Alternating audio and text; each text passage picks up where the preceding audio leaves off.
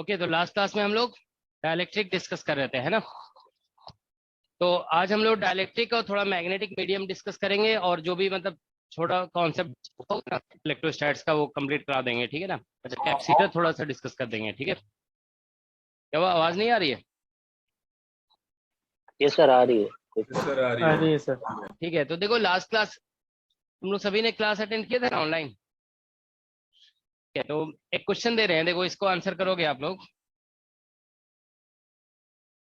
एक ये large dielectric है, इसका डाइलेक्ट्रिक कांस्टेंट एप्सिलॉन आर है, ठीक है। This is a large dielectric, इसका डाइलेक्ट्रिक कांस्टेंट एप्सिलॉन आर दिया हुआ है। समझिए, मतलब बहुत बड़ा, मतलब समझ लो क्यूबॉइड जैसा है, ठीक है ना। और इसको प्लेस कर दिया गया है, एक इलेक्ट्रिक फील्ड बाहर से ए नॉट है, सो बेसिकली, और इसमें एक कैविटी बना हुआ है ऐसे, ठीक है ना। देयर इज ऐसा, कल जो क्वेश्चन कराए थे ना उसी के जैसा है, याद है कल एक क्वेश्चन कराया गया था क्लास में कि एक डाइलेक्ट्रिक स्फीयर है, उसको हम लोग प्लेस करते हैं इलेक्ट्रिक फील्ड में, तो उसके अंदर फील्ड कितना होगा। अब ये क्वेश्चन देखो ऐसा है कि large dielectric having a spherical cavity, dielectric को हम लोग लीनियर होमोजीनियस मानेंगे, ठीक है ना। Having a cavity, spherical cavity, A spherical cavity is placed in uniform electric field.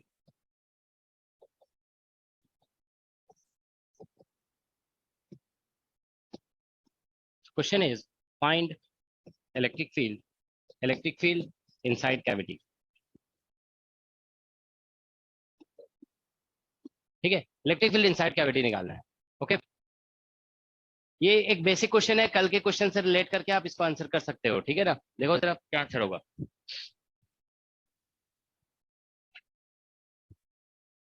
ये क्वेश्चन भी जानते हो जेएनयू के एग्जाम में पूछा गया था, अदर एग्जाम में भी आ सकता है। This was asked in JNU exam, JNU में पूछा गया क्वेश्चन है। स्फेरिकल कैविटी है, ये लार्ज डाइलेक्ट्रिक 3D डाइलेक्ट्रिक है, समझ रहे हो ना, पूरा कंप्लीट बिग डाइलेक्ट्रिक है ये, ठीक है।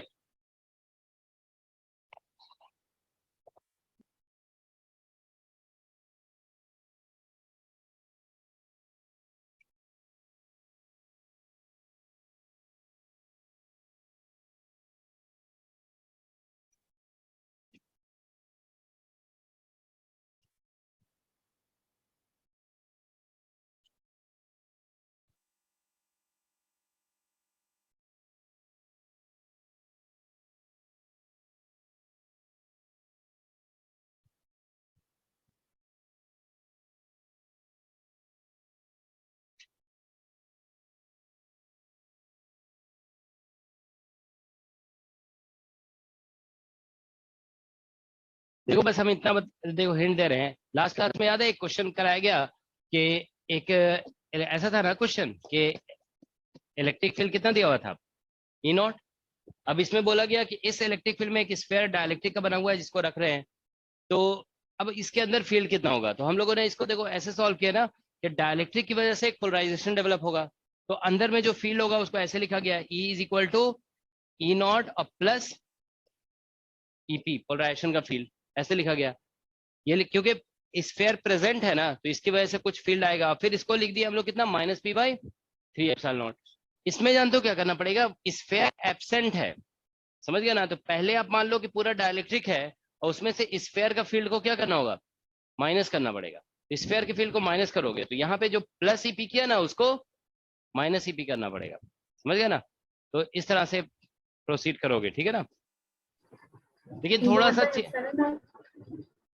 सा डिफरेंट आएगा आंसर इसका, ठीक है ना। नहीं, ई नॉट बाई एप्सिलॉन नॉट तो नहीं होगा, ई नॉट बाई एप्सिलॉन आर नहीं है आंसर इसका।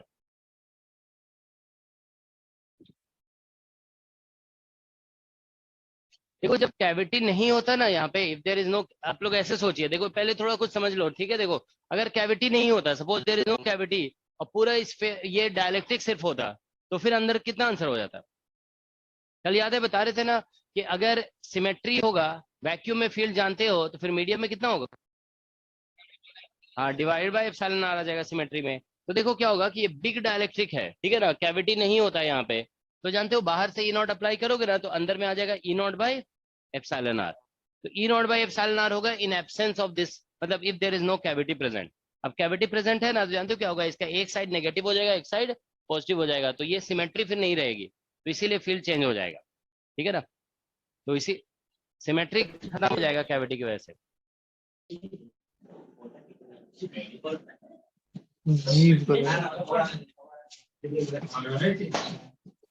জীবগুলো যত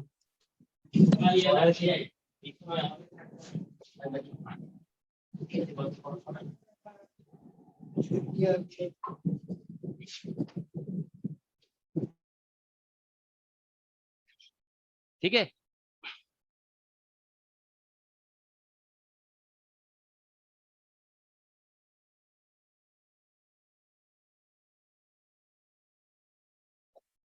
इसमें देखो सॉल्यूशन ऐसा होगा, इसमें जब हम लोग यहाँ पे अंदर में फील्ड लिखेंगे ना, जैसे मान लो इसको ईसी बोल देते हैं, यहाँ पे फील्ड कैविटी के अंदर क्या है, ईसी। तो ईसी लिखोगे ना, तो ये ऐसा होगा, देखो ईसी इज इक्वल टू, मान लीजिए कैविटी नहीं होता, तो अभी आप लोग क्या बोल रहे हो, इतना आएगा ना, ई नॉट बाय, ऐसा ही होगा ना। कैविटी नहीं होगा तो क्या होगा, ई नॉट बाय एप्सिलॉन आर। अब कैविटी, देखो यहाँ क्या बोलते हैं, यहाँ पे क्या होगा कि अगर कैविटी नहीं होगा तो ये पूरा एक स्फेयर होगा, मतलब डायलेक्ट्रिक का स्फेयर यहाँ पे प्रेजेंट होगा, वो स्फेयर को हटाया गया है, तो वो माइनस फील्ड ऑफ स्फेयर करना पड़ेगा।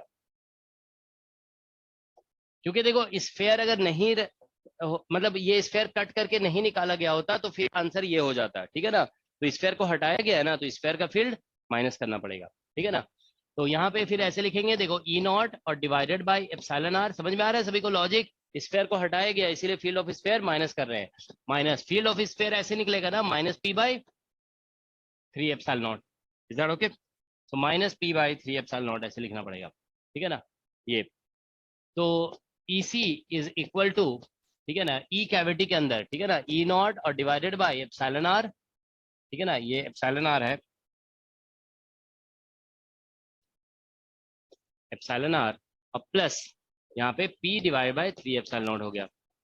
अब P बताइए आप लोग, क्या कल याद है फॉर्मूला क्या बताए थे? P is equal to epsilon naught का ई और ई लिखे थे, यहाँ पे क्या लिखोगे?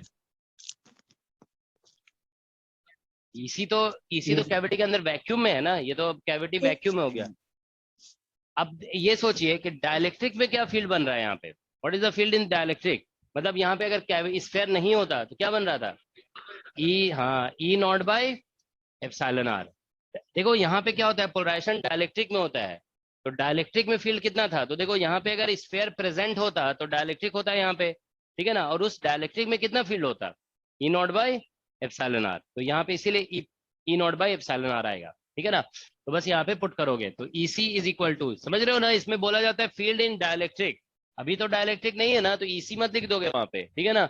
यहाँ पे जब स्फेयर प्रेजेंट होगा तभी डायलेक्ट्रिक होगा, और उस केस में फील्ड इतना हो रहा है, तो ऐसे लिखेंगे। तो बस यहाँ पे पुट करो, EC इज इक्वल टू, यहाँ पे हो जाएगा ई नॉट और डिवाइडेड बाई एप्सिलॉन आर, ठीक है ना, एप्सिलॉन आर और प्लस इसको यहाँ पे पुट कर देंगे, ठीक है ना।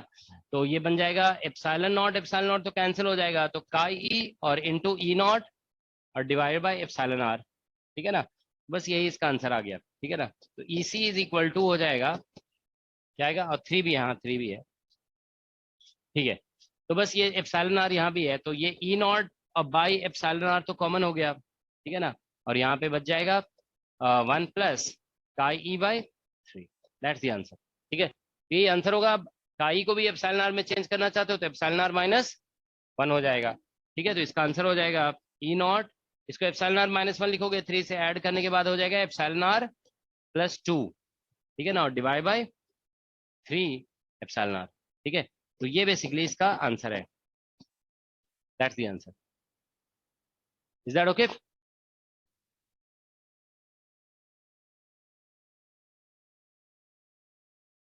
तो ये इसका आंसर आ गया। Alright, E naught divide by epsilon R plus 2 और डिवाइड बाय 3 एप्सिलॉन आर, यही आएगा ना। काई का फॉर्मूला क्या होता है? Chi is equal to epsilon R minus 1, ठीक है ना, एप्सिलॉन आर माइनस 1,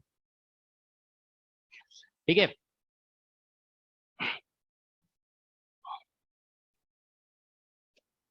चलो एक एक क्वेश्चन देखो दे रहे हैं, उसके बाद थोड़ा टॉपिक, मतलब स्फेयर से रिलेटेड कुछ क्वेश्चंस है ना ये सभी। देखो इसमें भी स्फेयर है, अभी तक जानते हो जितने भी क्वेश्चन आपको कराए गए ना डायलैक्ट्रिक के, मोस्टली स्फेयर के क्वेश्चन कराए गए। बस एक क्वेश्चन कल हम डायरेक्ट बताए थे सिलेंडर का क्या आंसर होगा, ठीक है ना। अब देखिए एक क्वेश्चन और दे रहे हैं स्फेयर का, उसके बाद हम लोग टॉपिक चेंज करेंगे, ठीक है ना। देखो क्वेश्चन ये है, एक sphere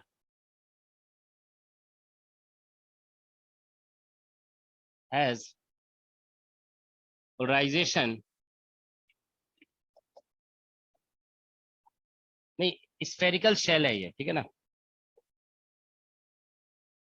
A spherical shell has polarization P equal to दिया हुआ है some P naught by R और इंटू आर कैप, ऐसा है। ये पोलराइजेशन है, ठीक है ना, स्फेरिकल शेल में। सो क्वेश्चन इज, जैसे ये है मान लो स्फेरिकल शेल, ठीक है ना, ये इसका इनर रेडियस R1 है और आउटर रेडियस R2 है, ऐसा दिया हुआ है। Is that okay? So question is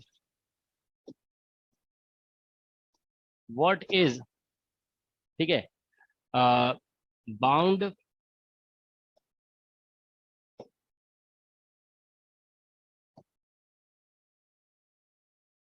volume charge, इसमें आपको बाउंड वॉल्यूम चार्ज निकालना है, ठीक है ना। और what is bound volume charge and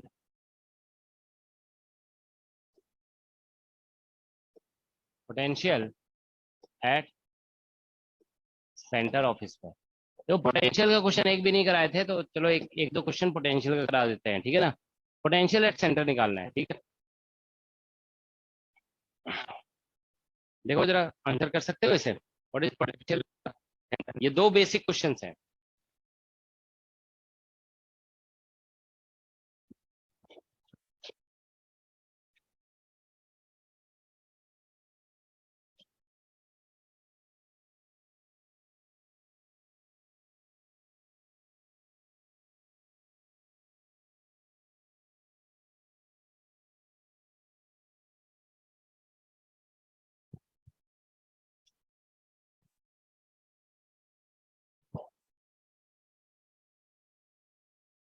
कल जो भी पढ़ाया गया ना, अगर रिवाइज करके आए हो तो बन जाएगा ये।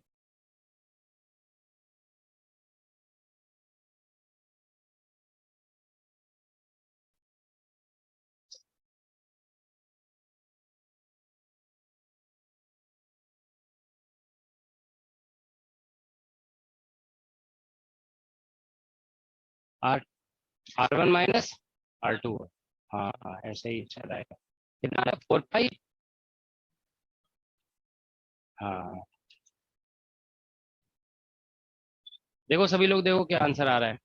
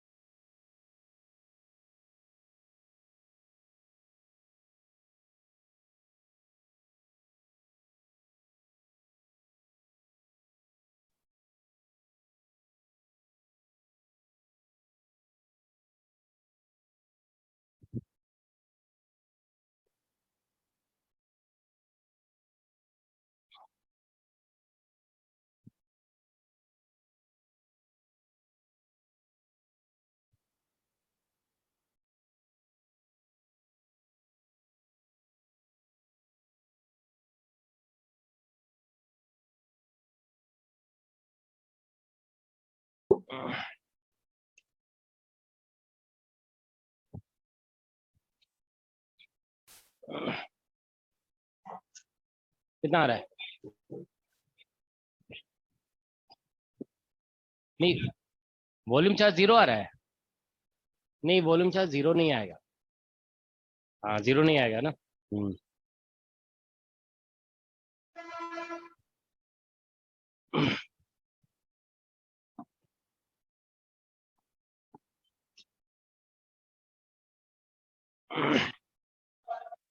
ये आर है, ठीक है ना, ये आप लोग समझ रहे हो ना, दिस इज आर। ओके, ये ऑनलाइन से बताओ क्या आंसर आ रहा है, ऑनलाइन से किसी का आंसर आया? रो 3p0 upon r2 minus r1 square. नहीं नहीं, ये वॉल्यूम चार्ज बता रहे हो ये? Yes, sir.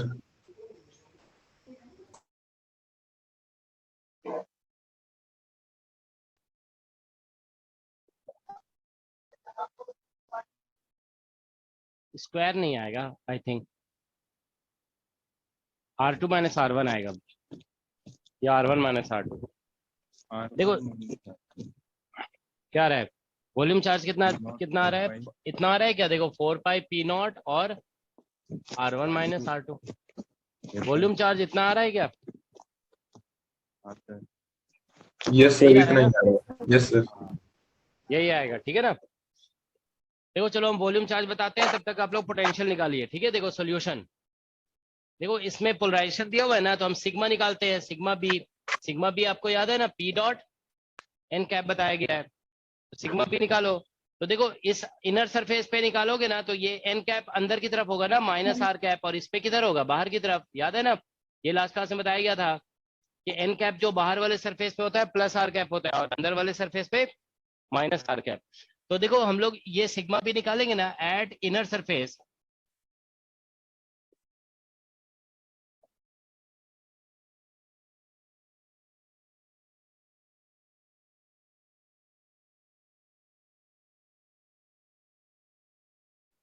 तो ये जब और एन कैप की जगह माइनस आर कैप लिखोगे ना, यहाँ पे आर कैप 1 होगा, माइनस में आंसर आ जाएगा, तो माइनस P0 बाई R1 आ जाएगा यहाँ पे, ठीक है, ये सिग्मा भी निकल जाएगा।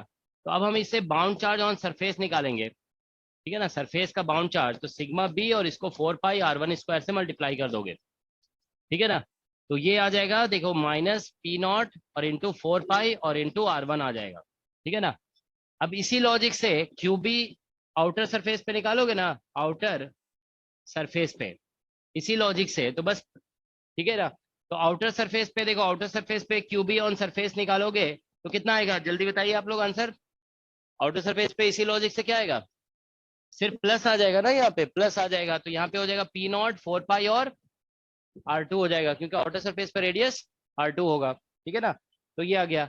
अब देखो यहाँ पे QB on outer surface is this much, inner surface पे ये होगा।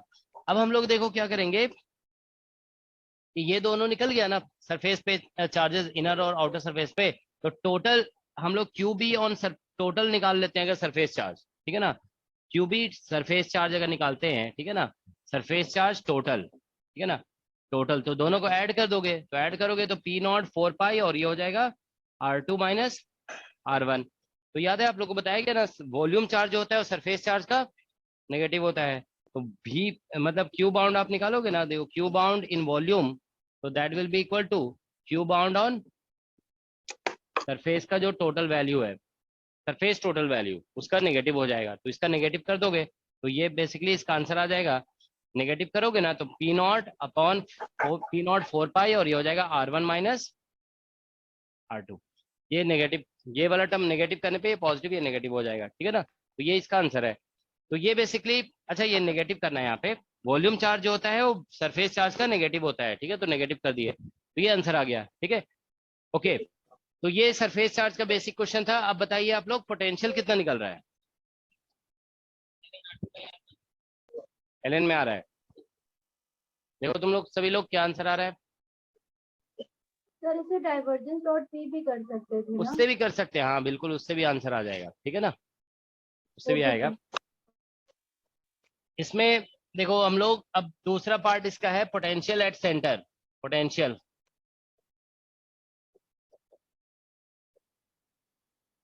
कैलकुलेशन। देखो पोटेंशियल कैलकुलेशन जो है ना ज्यादा इजी होता है अगर आप फील्ड निकाल लेंगे। तो देखो इसमें क्या होगा, पोटेंशियल कैलकुलेशन के लिए सबसे पहले फील्ड लिखेंगे। तो देखो यहाँ पे ऐसे गॉसियन सरफेस बनाओगे ना तो फील्ड यहाँ 0, ठीक है ना, पूरा यहाँ पे गौरव बनाओगे में तो ये गीचे डायलेक्ट्रिक के अंदर हो गया, तो हम लोग यहाँ पूरा पे गौरव में गीचे ढुके पूरे इलेक्ट्रिक फील्ड इक्वल टू 0 होगा for r less than r1, electric field 0 होगा for r greater than r2 के लिए भी, ठीक है ना। देखो ये हमेशा ध्यान रखेंगे, अगर पोलराइजेशन, ये लास्ट क्लास में बताया गया, पोलराइजेशन जो है ना r का फंक्शन है और r कैप के डायरेक्शन में है ना, तो आउटसाइड फील्ड भी 0 निकलता है। सिर्फ फील्ड जानते हो नॉन जीरो आता है डायलेक्ट्रिक के अंदर, और डायलेक्ट्रिक के अंदर याद है कल बताया गया था ना, कितना निकलेगा डायलेक्ट्रिक के अंदर, डायरेक्ट हो जाता है -p/ε0। इसमें जो, हाँ, डायलेक्ट्रिक के अंदर जो निकलेगा ना वो -p/ε0 निकल जाएगा, ठीक है ना। ये एक्चुअली डी वेक्टर 0 हो जाता है ना, उसकी वजह से ही आ जाएगा डायलेक्ट्रिक के अंदर -p/ε0। ये ऐसे लगा दिए थे, देखो d is equal to ε0 e और प्लस p, ये लगाया गया था। तो उसमें बोला गया डायलेक्ट्रिक, इसमें फ्री चार्ज कुछ भी नहीं है ना, तो इसलिए इसमें 0 आ जाता है, d को 0 करते हैं तो e इक्वल टू आ जाता है -p/ε0। तो इसमें जो है ना फील्ड आ जाएगा -p/ε0। तो यहाँ से आंसर आ जाएगा, देखिए इसको आप पुट करोगे ना तो -p0/r और इंटू r कैप, और ये ε0, ये इलेक्ट्रिक फील्ड निकल गया। ये इलेक्ट्रिक फील्ड होगा डायलेक्ट्रिक के अंदर में, ठीक है ना। डायलेक्ट्रिक के अंदर कहने का मतलब ये कहाँ से कहाँ तक, दिस इज r1 मतलब r12, मतलब ऐसा होगा, देखो this is for r lying between r1 and r2, इस रीजन में ऐसा होगा सिर्फ, ठीक है ना। अब हमें देखो पोटेंशियल, जानते हो बेसिक कॉन्सेप्ट है ये, पोटेंशियल कहीं पे भी निकालना होता है ना तो इंटीग्रेशन उसी पॉइंट से करना होता है, रेफरेंस पॉइंट तक, ठीक है ना, रेफरेंस पॉइंट तक, ठीक है ना। और यहाँ पे ई डॉट dl ऐसे लिखते हैं। तो अगर आपको पोटेंशियल जानते हो सेंटर पे निकालना है ना, तो हमको r इक्वल टू 0 पे निकालना है, तो हम लोग यहाँ पे ऐसे लिखेंगे, r इक्वल टू 0 से रेफरेंस पॉइंट मान लो इन्फिनिटी है, तो यहाँ पे ऐसे इंटीग्रेशन करोगे, ठीक है ना। तो ये होगा जिस पॉइंट पे भी पोटेंशियल निकालना है उसी से रेफरेंस पॉइंट तक इंटीग्रेशन कर दिया जाता है, ठीक है। तो अब हम लोग देखिए यहाँ पे, ठीक है, तो ये लिख दिया गया, ओके। तो देखो ये बेसिक कॉन्सेप्ट है पोटेंशियल निकालने का। एक फॉर्मूला और होता है ना इसमें, देखो पोटेंशियल का, जैसे मान लो VA माइनस VB लिखना है, पोटेंशियल डिफरेंस बिटवीन 2 पॉइंट्स, ठीक है ना। इसको कैसे लिख देते हैं, माइनस E डॉट dl, ऐसे होता है ना, और A टू,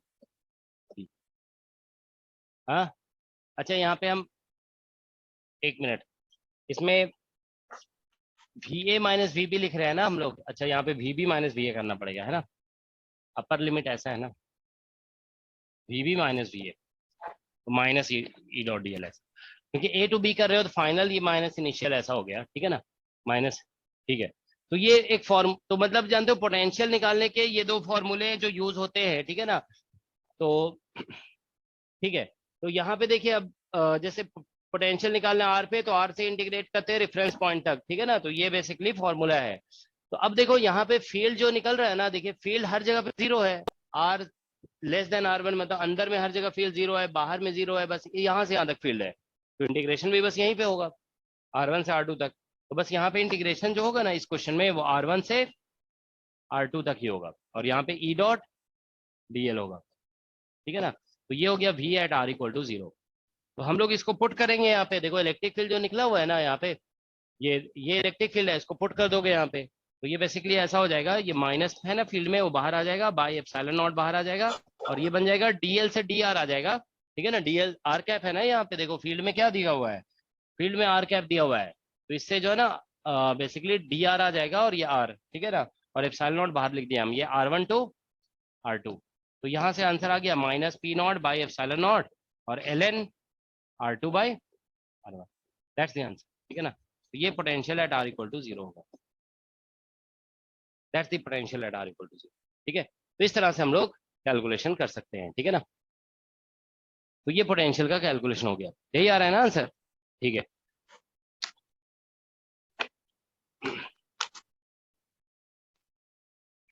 ठीक है, तो ये क्वेश्चंस देखो स्फेयर के हो गए, 1-2 क्वेश्चन बस देखो सिलेंडर का करा रहे हैं, मेनली क्वेश्चन एग्जाम में अगर आएगा तो स्फेयर का ही होगा, ठीक है ना।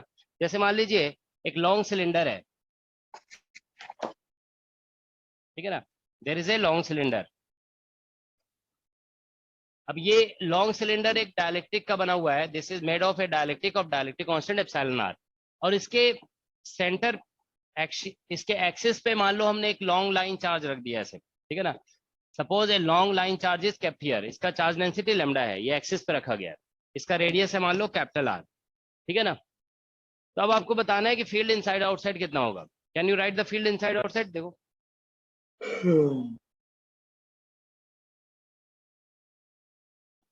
ये लॉन्ग डाइलेक्ट्रिक है, ठीक है ना, this is a long dielectric cylinder, ठीक है ना, और ये वायर है, ठीक है ना, दिस इज ए वायर, ठीक है। So basically long wire is kept along axis of a long cylinder। Long wire को लॉन्ग सिलेंडर के एक्सिस पे रख दिया गया है, सिलेंडर डाइलेक्ट्रिक का बना हुआ है, ठीक है ना। So question is find field inside and outside. तो फील्ड हमें बताना है इनसाइड एंड आउटसाइड, और बाहर में एप्सिलॉन। ठीक है, देखो ये बेसिक है, बस इसीलिए दिया गया है, ठीक है ना। देखो इसका सोल्यूशन करोगे तो देखो इसको सिस्टमेटिकली प्रोसीड करेंगे ना, तो आप ये कहोगे ये जो लैम्डा है ना वो फ्री चार्ज है, तो हम पहले इससे डी निकालेंगे, और डी से मतलब सिस्टमेटिकली प्रोसीड करोगे तो ऐसे करना पड़ेगा। देखो D dot D S over close surface is equal to क्या होता है, चार्ज इनक्लोज बाय, तो ये कौन सा चार्ज होता है, फ्री चार्ज इनक्लोज, ऐसे लिखते हैं ना, ये ऐसे लिखा जाता है, ठीक है। तो हम लोग यहाँ पे डी डॉट डी एस करेंगे ना, तो देखो आप सभी जानते हो इससे फ्लक्स जो जाएगा वो कर्व सरफेस से जाएगा, ठीक है ना, तो इसको ऐसे D into two pi R H कर दोगे तो ये बन जाएगा क्यू फ्री इनक्लोज। तो ये जो एच यहाँ पे डिवाइड होगा ना, तो ये चार्ज पर यूनिट लेंथ हो जाएगा, तो यही बन जाएगा लेमडा, तो इसीलिए डी इसमें निकलेगा D equal to lambda upon two pi are, तो बस ये डी निकल जाएगा, समझ गए ना। D dot D S equal to यही होता है ना, क्यू फ्री इनक्लोज, तो ये लगा देंगे। अब आप देखिए यहाँ पे, ठीक है, तो अब हम लोग यहाँ से ये लगा देंगे, लीनियर डायलेक्ट्रिक में आप जानते हो D equal to D divided by epsilon naught और एप्सिलॉन आर होता है, ठीक है ना। तो बस हम लोग क्या करेंगे यहाँ पे, इनसाइड में तो एप्सिलॉन आर यूज करेंगे, आउटसाइड में एप्सिलॉन आर कितना होगा, 1 हो जाएगा, ठीक है। तो बस यहाँ से आप लोग ऐसे लिख दोगे, इसमें इन ई इनसाइड निकालोगे ना, तो ये बस यहाँ पे डी का वैल्यू पुट करोगे तो lambda upon two pi epsilon naught और इंटू एप्सिलॉन आर और इंटू आर हो जाएगा, और ई आउटसाइड निकालोगे, ई आउटसाइड तो ये हो जाएगा lambda upon two pi epsilon naught R, ठीक है। ये इसका आंसर हो जाएगा, क्योंकि आउटसाइड में आप समझ रहे हो ना एप्सिलॉन आर 1 हो जाएगा, आउटसाइड में डायलेक्ट्रिक है नहीं, तो ये सभी देखो बेसिक कैलकुलेशंस हैं, ठीक है ना। You can do questions like this, ठीक है ना, तो इस तरह से आप क्वेश्चन को सॉल्व कर सकते हैं, ठीक है ना। सभी को समझ में आ गया, इसमें कोई किसी को प्रॉब्लम तो नहीं है ना, ठीक है। अब हम लोग देखो नेक्स्ट, तो ये फील्ड कैलकुलेशन से बेसिक क्वेश्चंस हो गए। तो देखो डायलेक्ट्रिक में हम लोग देखो मोस्टली क्या क्या डिस्कस कर रहे हैं, ई डिस्कस कर रहे हैं और डी का डिस्कशन आ रहा है, हम लोग पोटेंशियल भी डिस्कस कर सकते हैं, और साथ में इसी तरह से एनर्जी का डिस्कशन भी आ सकता है, ठीक है ना। तो ये ध्यान रखोगे, अगर एनर्जी का डिस्कशन आएगा ना, तो देखो ये लिख दे रहे हैं, एनर्जी स्टोर्ड इन डायलेक्ट्रिक, ठीक है। एनर्जी स्टोर्ड इन डायलेक्ट्रिक, जैसे आपको याद है एनर्जी का बेसिक फॉर्मूला हम लोग पहले क्या पढ़े हुए थे, ऐसे था, देखो 1/2, याद है ना, एप्सिलॉन नॉट और इंटू ई स्क्वायर और डी टॉ, याद है ना, यही एनर्जी का बेसिक फॉर्मूला होता है, ठीक है ना। तो हम लोग यहाँ पे मतलब वही लीनियर डायलेक्ट्रिक मानकर चलेंगे, तो देखो ये होता है इन वैक्यूम, ठीक है। अब अगर डायलेक्ट्रिक में लिखोगे ना तो ऐसे लिखना पड़ेगा 1/2 और यहाँ पे एप्सिलॉन नॉट और into epsilon R E square और इंटू डी टॉ, ठीक है ना, तो ये लिख देंगे, तो दिस इज होगा इन डायलेक्ट्रिक, ठीक है। तो कभी अगर किसी डायलेक्ट्रिक में एनर्जी स्टोर निकालने के लिए बोला गया तो आप ये ध्यान रखोगे, बस यहाँ पे एप्सिलॉन नॉट के साथ एप्सिलॉन आर और फिर वही फील्ड इन डायलेक्ट्रिक लिखोगे और उसको इंटीग्रेट करना होगा, ठीक है ना। So this how you calculate the energy stored in dielectric, is that ठीक है। तो देखो एक क्वेश्चन जो है ना इस बार आईआईटी जैम में थोड़ा एक स्लाइटली टफ क्वेश्चन पूछा गया था एनर्जी स्टोर से, ठीक है ना, देखो क्वेश्चन दिखा रहे हैं, ठीक है।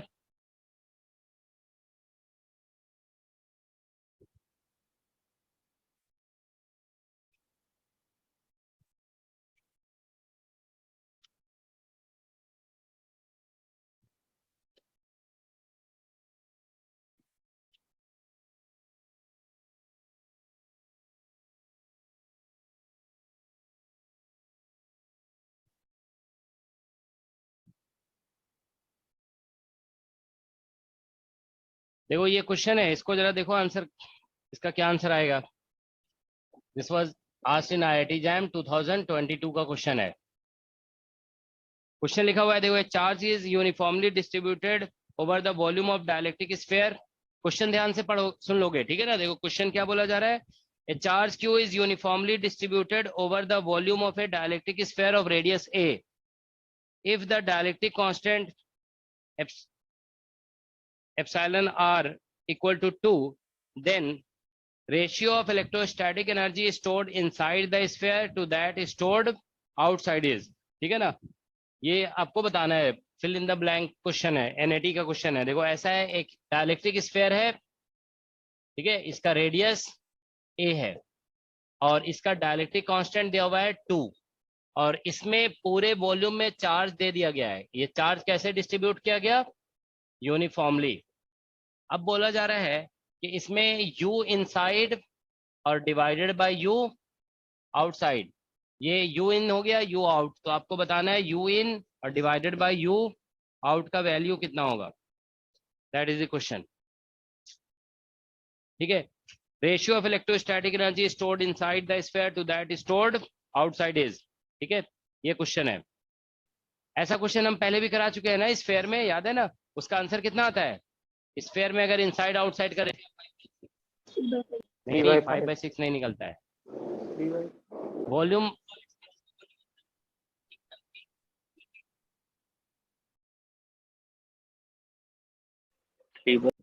वन बाई फाइव आता है, 1/5।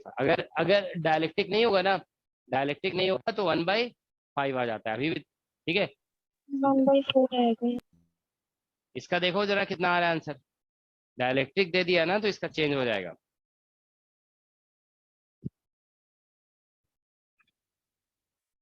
हम एक वीक पहले ही बताया था ना।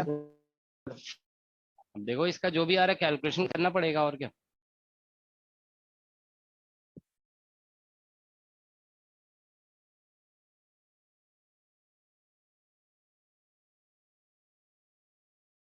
कल यूनिफॉर्मली चार्ज ऐसा क्वेश्चन कल कराए थे ना, स्फीयर अगर यूनिफॉर्मली चार्ज है तो फील्ड कितना होगा, याद है ना, एक क्वेश्चन कराया गया, उसी को यूज करो, ठीक है ना, उसको यूज करके आंसर करना पड़ेगा। कल ही कराया गया है, स्फीयर अगर यूनिफॉर्मली चार्ज है तो देखो फील्ड इनसाइड आउटसाइड निकलवाया गया था, है ना, उसको यूज कर लो, और क्या। उसको यूज करो, एनर्जी का ये फॉर्मूला यूज करो, आंसर आ जाएगा। एनर्जी का ये फॉर्मूला यूज करना है, ठीक है ना, ये दोनों फॉर्मूले से आंसर आएगा।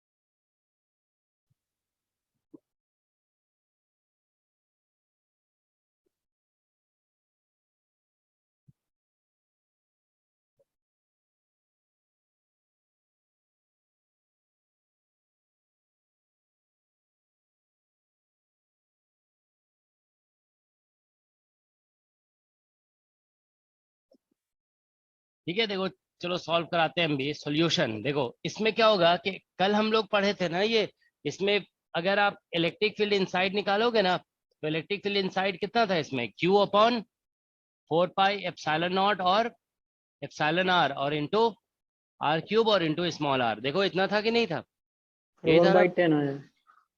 ठीक है, और ई आउटसाइड जब लिखे थे तो E outside was just like point charge q upon 4 pi epsilon naught और आर स्क्वायर।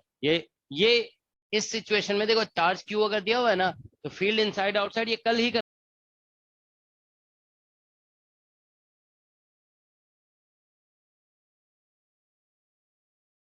ऐसा हो जाएगा। देखो 1/2 यहाँ पे अब एप्सिलॉन नॉट एप्सिलॉन आर और इंटू ई स्क्वायर और इंटू डी टॉ ऐसे लिखेंगे और ये 0 से कैपिटल आर रेडियस तक इंटीग्रेट हो जाएगा। मतलब रेडियस इसका चलो ए दिया हुआ है तो ए तक इंटीग्रेट कर दोगे तो इसमें देखो 1/2 और एप्सिलॉन नॉट और एप्सिलॉन आर, ठीक है, और ई का वैल्यू पुट करोगे ना तो Q into R upon 4 pi epsilon naught और एप्सिलॉन आर और into R cube capital sorry R cube यहाँ पे चलो हम लिख दिए हुए हैं, ठीक है ना। इसको ऐसा करो हम अभी कैपिटल आर ही लिख देते हैं इसमें, ठीक है ना, कैपिटल आर, ठीक है ना, क्योंकि एक आदत सी होती है ना लिखने की 0 टू कैपिटल आर की जगह बाद में ए लिख देंगे, यहाँ पे कैपिटल आर क्यूब है, ठीक है ना। तो ये हमारा फॉर्मूला है। और डी टॉ बताइए आप लोग कितना लिखते हो d tau? R square d r r square ऐसे होता है ना, आर स्क्वायर फिर d r sine theta d theta d five, तो sine theta d theta d five से तो जानते हो ना कितना आता है 4 पाई, और ये आपका बच जाता है यहाँ पे आर स्क्वायर और डी आर, ठीक है। तो ये रिजल्ट आएगा। तो देखो यहाँ से इसको जब आप यहाँ से देखिए 4 पाई और क्या बोलते हैं यहाँ पे भी एक 4 पाई आएगा, या 4 pi epsilon naught epsilon R 4 pi epsilon naught epsilon R ये सब कैंसिल हो जाएगा, ठीक है ना। तो यहाँ पे बचेगा 1/8 पाई एप्सिलॉन नॉट और एप्सिलॉन आर, ठीक है, इतना बच जाएगा और r का पावर 6 बच जाएगा ये, ठीक है ना। और इधर से आ जाएगा आर स्क्वायर तो r का पावर 4 और इंटू डी आर, ठीक है ना, 0 टू कैपिटल आर। तो इसको इंटीग्रेट करोगे r का पावर 5 कैंसिलेशन होने के बाद और एक क्यू स्क्वायर बचेगा। तो यहाँ से आ रहा है देखो क्यू स्क्वायर अपॉन यहाँ से 8 pi epsilon naught epsilon R, ठीक है ना, और इंटू एक r आ जाएगा और इंटू एक 5 होगा, you will get A 5 also, ठीक है ना। तो ये u इनसाइड हो गया, ठीक है। और हम u आउटसाइड निकालेंगे इसी तरीके से। तो u आउटसाइड में देखिए आउटसाइड तो वैक्यूम है, बस देख रहे हो ना, बेसिक कैलकुलेशन है ये, आपको एनर्जी का फॉर्मूला पता है उससे आप आंसर निकाल सकते हैं, ठीक है ना। तो u आउटसाइड में देखिए फिर से ऐसे लिखोगे 1/2 एप्सिलॉन नॉट ई स्क्वायर और इंटू डी टॉ, ठीक है ना। और ये बस आउटसाइड है ना तो capital R to infinity integration होगा। आउट का मतलब यही होगा ना, कहाँ से स्टार्ट होगा आउटसाइड, कैपिटल आर से, it will start from capital R और कहाँ तक जाएगा, इन्फिनिटी तक। तो यहाँ से देखिए ये हो जाएगा 1/2 एप्सिलॉन नॉट, ठीक है, और हम यहाँ पे वैल्यू पुट करेंगे ई का। देखो आउटसाइड में डायलेक्ट्रिक नहीं है तो एप्सिलॉन नॉट के साथ एप्सिलॉन आर नहीं आएगा, ठीक है ना। तो यहाँ से देखिए अब हम Q upon 4 pi epsilon naught और इंटू आर स्क्वायर ये होल स्क्वायर लिख देंगे, ठीक है ना, और डी टॉ में आ जाएगा 4 पाई आर स्क्वायर डी आर, ठीक है। तो ये रिजल्ट आ रहा है। तो u outside is equal to, u outside जो है ना देखो 4 पाई एप्सिलॉन नॉट फिर से कैंसिल होगा तो 1/8 पाई एप्सिलॉन नॉट और इंटू आर आ जाएगा और इंटू क्यू स्क्वायर, इतना आ रहा है देखो सभी लोग, यही आएगा, आप देख लो इंटीग्रेट करके, ठीक है। तो u आउटसाइड ये आ गया। तो अब हम दोनों को डिवाइड करेंगे ना, देखो u इनसाइड और डिवाइडेड बाय u आउटसाइड, तो इसमें जानते हो 8 पाई एप्सिलॉन नॉट तो कैंसिलेशन हो जाएगा यहाँ पे, ठीक है ना। इसमें हमारा बच रहा था इधर 1/5 का फैक्टर, तो ये बेसिकली 1/एप्सिलॉन आर और इंटू 5 आ जाएगा, ये आंसर आ रहा है, ठीक है ना। अब देखो वैक्यूम जब डायलेक्ट्रिक नहीं था तो एप्सिलॉन आर 1 लिख रहे थे, तो वही हम बता रहे थे ना अभी 1:5 का आंसर आता है, ठीक है ना। अब डायलेक्ट्रिक की वजह से एप्सिलॉन आर आ गया तो इसका आंसर कितना हो गया 1/एप्सिलॉन आर 2 दिया हुआ है और इंटू 5, तो इसका आंसर 1/10, इसका आंसर हो गया 0.1, तो दैट इज द आंसर, ठीक है ना, 0.1। तो 0.1 इसका आंसर होगा। इसमें लिखा हुआ भी है round off to 1 decimal point, है ना, 1 डेसिमल पॉइंट तक राउंड ऑफ करना है। इसका आंसर देखें जरा,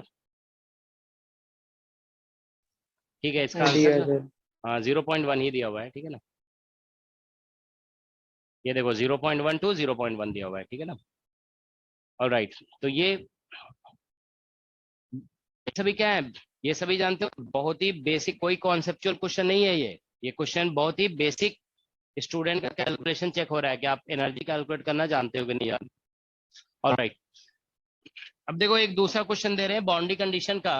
ये क्वेश्चन जानते हो जैम 2014 में पूछा गया था, और जानते हो यही क्वेश्चन एग्जैक्टली सेम क्वेश्चन फिर पूछा गया नेट में, नेट 2019 एग्जाम में। जानते हो नेट के एग्जाम में थोड़ा सा कुछ पैरामीटर को चेंज किया गया था दो जगह पे, लेकिन फाइनल आंसर दोनों का सेम आता है, ठीक है ना। Final answer is exactly same. अभी दिखा रहे हैं देखो क्वेश्चन।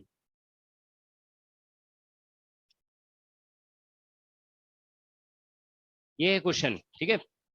देखो इस क्वेश्चन को हम लोग दो मेथड से कर सकते हैं। ये कैपेसिटर से रिलेटेड क्वेश्चन है, बट बिना कैपेसिटर के हेल्प से भी ये क्वेश्चन हो जाएगा। देखो दोनों एग्जाम में आया था, ध्यान रखेंगे दोनों एग्जाम का आंसर भी सेम था, ठीक है ना। आंसर एग्जैक्टली सेम था, लेकिन पैरामीटर थोड़ा सा डिफरेंट था दोनों में। देखिए क्वेश्चन ऐसा है कि ये एक कैपेसिटर है, मान लीजिए ये कैपेसिटर का प्लेट है, ऐसा दिया हुआ है, ठीक है ना। This is plate of capacitor. इसको ऐसे थोड़ा सा थिक बना दे रहे हैं, देखो ये थिक है। These are the plates of capacitor, okay. और यहाँ पे इसको कनेक्ट कर दिया गया है एक बैटरी से,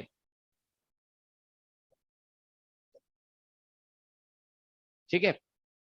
और ये बैटरी का वोल्टेज दिया हुआ है 100 वोल्ट, और ये सेपरेशन दिया हुआ है 10 सेंटीमीटर, ठीक है। और यहाँ पे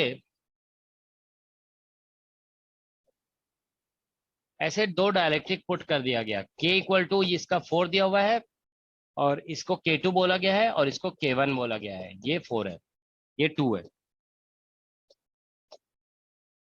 4 और 2, ठीक है। तो देखो क्वेश्चन पढ़ देते हैं एक बार। इसमें लिखा है in a parallel plate capacitor of distance between the plates is 10 centimetre. देखो डिस्टेंस बिटवीन प्लेट्स दिया हुआ है 10 centimetre. Two dielectric slab of thickness 5 centimetre each. ये दोनों का थिकनेस 5 सेंटीमीटर है, इक्वल थिकनेस है दोनों का, ठीक है ना। And dielectric constant K1 equal to 2 and K2 4 respectively are inserted between the plates. The potential difference of 100 volt is applied across the capacitor as shown in figure. The value of net bound surface charge density at the interface of the two dielectric is, देखो ये एक dielectric है, ये एक dielectric है। यहाँ पे आपको निकालना है क्या, sigma B, bound charge density, ठीक है ना। अब आप देखिए बाउंड चार्ज डेंसिटी याद है ना, बाउंड्री कंडीशन में आ जाता है। कौन से बाउंड्री कंडीशन में आता है, हाँ E1 परपेंडिकुलर माइनस E2 पर, वैसे लिखते हैं ना। तो बस ठीक है, उसको लगा दो, आंसर आ जाएगा, ठीक है। थोड़ा सा थिंक करो, देखो बाउंड्री कंडीशन से ये बहुत आसानी से आएगा ये, ठीक है। लेकिन इस क्वेश्चन को जानते हो कैपेसिटर के कॉन्सेप्ट से भी सॉल्व किया जा सकता है, क्योंकि ये पैरेलल प्लेट कैपेसिटर है ना। It can be done with the help of concept of capacitor, ठीक है। वो हम लोग अलग से पढ़ेंगे, तो उसको बाद में डिस्कस करेंगे।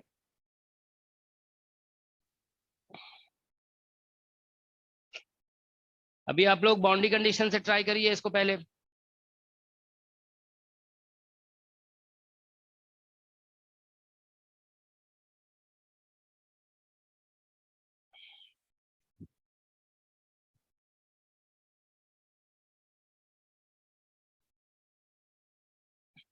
जानते हो ये क्वेश्चन जब नेट में पूछा गया होगा ना, तो मुझे लगता है कि जिसने नेट में इस क्वेश्चन को पुट किया ना, वो जैम वाले को ही कॉपी पेस्ट किया था, ठीक है।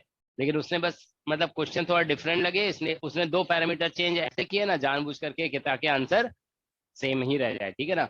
उसने दो पैरामीटर ऐसे चेंज किए हुए थे कि जिससे आंसर सेम आ रहा था, दोनों पेपर का सेम आंसर था।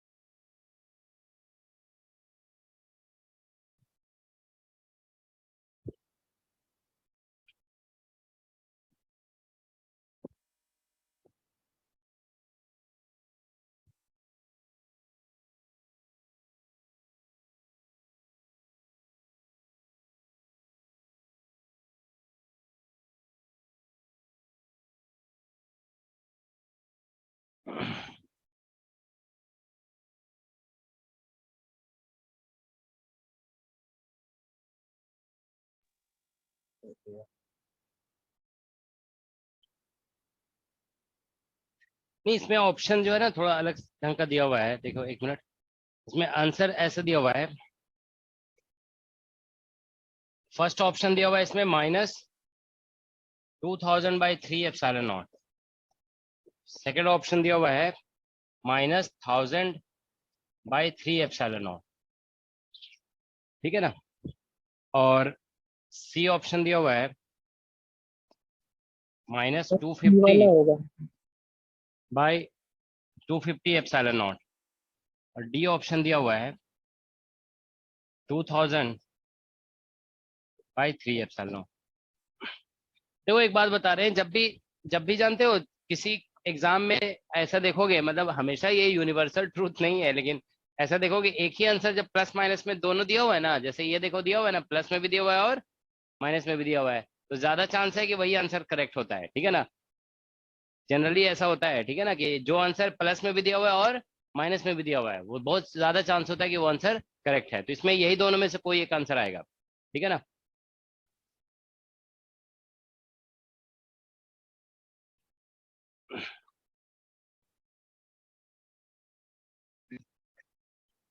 ठीक है, तो ये क्वेश्चन है। अब देखो हम इसको सॉल्व करते हैं। ठीक है ना। तो देखिए इसमें आप लोगों को पता है कि सिग्मा बी जब निकालते हैं ना, तो इसमें बाउंड्री कंडीशन एक लगाना पड़ेगा हमें। देखो इसमें आप फील्ड को बोल दो E2 और इसमें फील्ड को बोल देते हैं E1। ठीक है ना। E2 और E1 मान लेते हैं फील्ड को। ठीक है। तो देखिए क्या होगा, E2 और E1 अगर फील्ड है यहाँ पे, तो हम लोग यहाँ पे देखो है ना, ऐसा कह सकते हैं, इसमें यहाँ पे कोई ये नहीं है ना, क्या बोलते हैं, अच्छा फील्ड लाइन इसमें कैसा जाएगा, field will be in this direction, right. Positive plate to negative plate, ऐसे ही होगा ना, फील्ड का ये डायरेक्शन होगा। This is the direction of field. Is that okay. तो अब देखो क्या होगा कि इधर है फील्ड का डायरेक्शन। तो देखिए इसमें फील्ड लाइन आप देख रहे हो ना, इंटरफेस के परपेंडिकुलर है। Field line perpendicular to interface, याद है बाउंड्री कंडीशन बताया गया था, जब फील्ड परपेंडिकुलर होता है तो कंटिन्यूअस क्या होता है, what is continuous, D continuous होता है ना। तो डी, इसमें डी कंटिन्यूअस मतलब यहाँ पे भी डी होगा और यहाँ पे भी डी हो जाएगा। ठीक है ना। तो दोनों में डी सेम होगा और ई डिफरेंट होगा। ठीक है ना। तो ये एक कॉन्सेप्ट हम लगा सकते हैं। ठीक है ना। तो अब देखिए दूसरी चीज क्या है कि इलेक्ट्रिक फील्ड आप सभी जानते हो ना कि इलेक्ट्रिक फील्ड का डायरेक्शन हायर से लोअर होता है पोटेंशियल में। तो यहां से यहां तक का पोटेंशियल डिफरेंस कितना निकलेगा, 100 वोल्ट। 100 वोल्ट निकलेगा ना। तो अगर हम देखो यहाँ से ऐसे इलेक्ट्रिक फील्ड को इंटीग्रेट करते हैं, ई dot d L, electric field को इंटीग्रेट करने से पोटेंशियल डिफरेंस निकलता है। तो ई डॉट डी एल निकालोगे तो कितना निकलेगा, इधर से इधर इंटीग्रेट कर रहे हो, 100 वोल्ट निकलेगा ना, तो ये 100 लिख देंगे, ऐसे ही होगा ना। तो देखो इसमें क्या करना होगा, ई यहाँ पे ई जो है ना E1 होगा, और मतलब ऐसा हो जाएगा E1 इंटू डीएल के इंटीग्रेशन से आ जाएगा 5 सेंटीमीटर, 5 × 10⁻² प्लस E2 और इंटू 5 × 10⁻²। ऐसे ही होगा ना, यहाँ से यहाँ तक इंटीग्रेट करेंगे तो E इंटू डीएल से E इंटू एल आ जाएगा, क्योंकि E का डायरेक्शन और डीएल का डायरेक्शन दोनों हम सेम ले लेते हैं। ठीक है ना। तो ये इतना आ जाएगा दैट। ठीक है ना। तो that is equal to 100 volt हो गया। E potential difference is equal to E dot d l, ऐसे लिख दिए हम। ठीक है ना। अब देखो इसमें प्लस माइनस उतना नहीं सोचना होता है, थोड़ा सा बस आपको कॉमन सेंस लगाना होता है। प्लस माइनस में कभी कंफ्यूजन नहीं होना चाहिए। देखो आप ऐसे सोचिए, हम इधर से इधर जा रहे हैं, ठीक है ना, जिस डायरेक्शन में फील्ड है हम उसी डायरेक्शन में इंटीग्रेट भी कर रहे हैं। तो आप बताइए ई डॉट डी एल पॉजिटिव देगा या नेगेटिव देगा, पॉजिटिव देगा। तो ऑब्वियसली यहाँ पॉजिटिव लिखेंगे पोटेंशियल डिफरेंस। बस आपको इतना पता होना चाहिए कि इलेक्ट्रिक फील्ड को इंटीग्रेट करने से क्या मिलता है, पोटेंशियल डिफरेंस, है ना। अब ये प्लस माइनस का कंफ्यूजन तो हम कभी भी खत्म कर सकते हैं, समझ गया ना, क्योंकि जिधर फील्ड है उधर ही इंटीग्रेट कर रहे हो। तो ये पॉजिटिव है right side, left side positive है, तो राइट में भी क्या लिखोगे, पॉजिटिव ही लिखोगे। ठीक है ना, बस ये लिख दिए। अब देखिए समझ में आ गया ना सभी को कि यहाँ पे फील्ड अलग अलग है ना, तो पहले इसमें इंटीग्रेट करेंगे फिर इसमें इंटीग्रेट करेंगे, तो अलग अलग लिख दिया गया। अब आप ये बताइए, ई को हम डी के टर्म में लिखना चाहते हैं, डी दोनों जगह सेम है ना, तो ऐसे लिखो डी, यहाँ पे कितना लिखोगे, डी बाई एप्सिलॉन नॉट और इंटू एप्सिलॉन आर। तो यहाँ पे इसमें लिखोगे ना तो ये आ जाएगा एप्सिलॉन आर कितना होगा इसमें, एप्सिलॉन आर विल बी, एक में 2 है, ऐसे ही है ना, और प्लस फिर इसमें D divided by epsilon not, तो एप्सिलॉन नॉट और एक में कितना है 4 है, और यहाँ पे 5 × 10⁻² कॉमन हो गया, इज इक्वल टू 100। ठीक है। तो यहाँ से एलसीएम ले लोगे, ठीक है ना, तो एलसीएम लोगे तो कितना आएगा 3/4 एप्सिलॉन नॉट और इंटू डी और into 5 into 10⁻⁻² is equal to 100। तो डी निकालो यहाँ से, डी इज इक्वल टू कितना निकल गया, डी निकालो, देखो इधर से हो जाएगा बेसिकली, अरे ये कितना आ रहा है 4 इंटू 10⁻, कितना हो गया 4, ऐसे ही होगा ना, 4 इंटू 10⁻4 और डिवाइड बाय 5 इंटू 3 15 हो गया, 15 epsilon naught. Are you all getting this? देखो डी इतना निकल गया। अब आप देखिए यहाँ पे बस डी निकल गया ना, बस आंसर आ जाएगा। आप देखो अब बाउंड्री कंडीशन बताइए, हम यहाँ पे बताइए आप लोग क्या लिखेंगे, E1 perpendicular minus E2 perpendicular या E2 माइनस E1?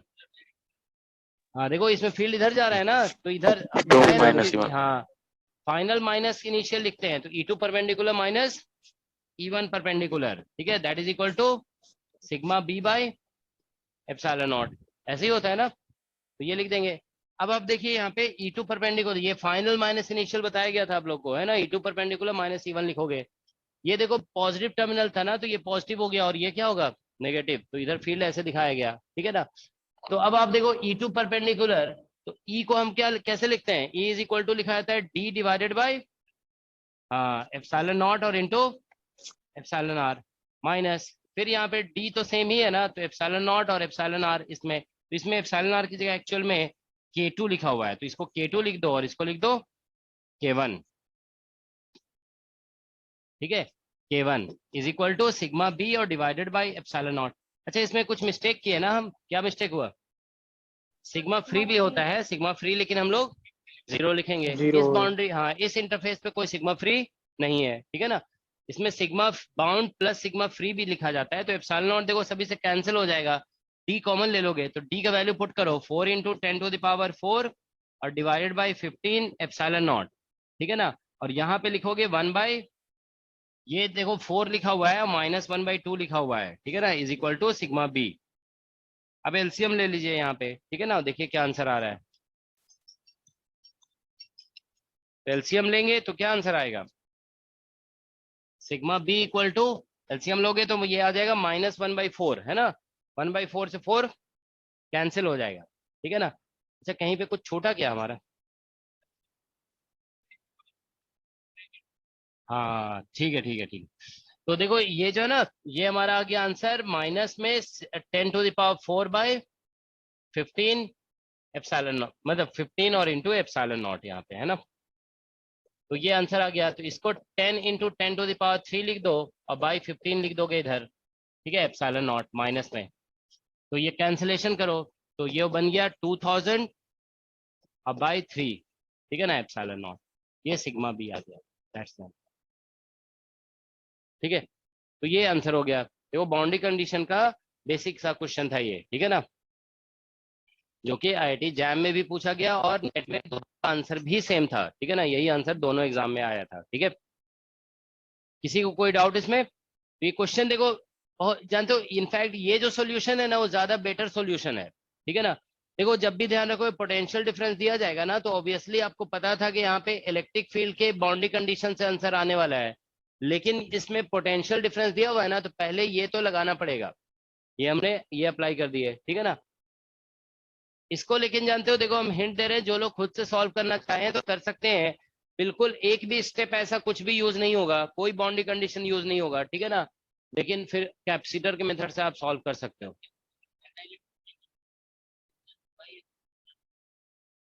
मल्टीप्लाई हो जाता है, लेकिन फुल्ली एक ही डायलैक्ट्रिक जब होता है, तो यहाँ पे एक ही डायलैक्ट्रिक नहीं है ना, दो डायलैक्ट्रिक है, ठीक है, ऑल राइट।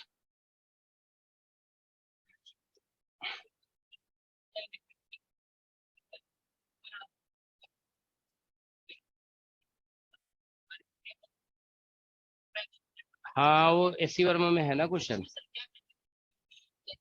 कुछ कंटिन्यूस नहीं, दोनों डिस्कंटिन्यूस, ठीक है।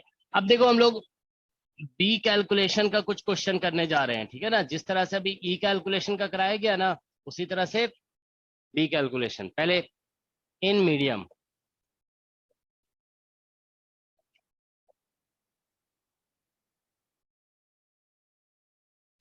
इससे क्वेश्चन कम आता है, ठीक है ना, लेकिन बस एक दो क्वेश्चन करा दे रहे हैं, ठीक है ना। Magnetic field calculation in medium, ठीक है ना। तो देखिए इसमें जो है ना, इस तरह से जैसे मान लीजिए क्वेश्चन पूछ दिया जाता है, ठीक है, कि ये इसमें एक दो कैलकुलेशन बस करा दिया जा रहा है, ठीक है ना, उसके बाद हम लोग स्टॉप करेंगे, ठीक है ना।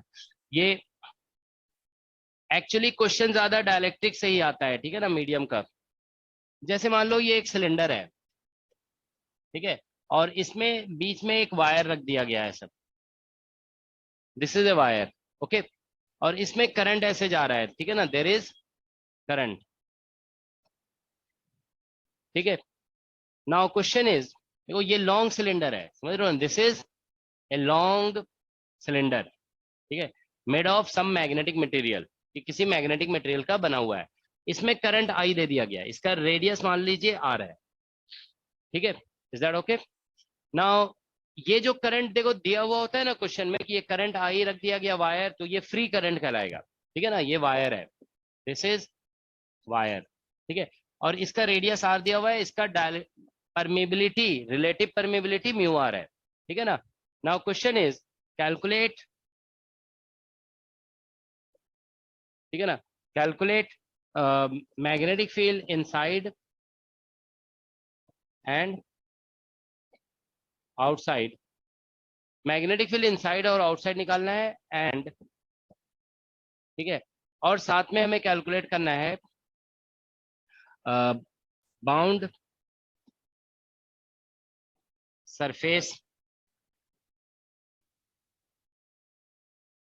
Current,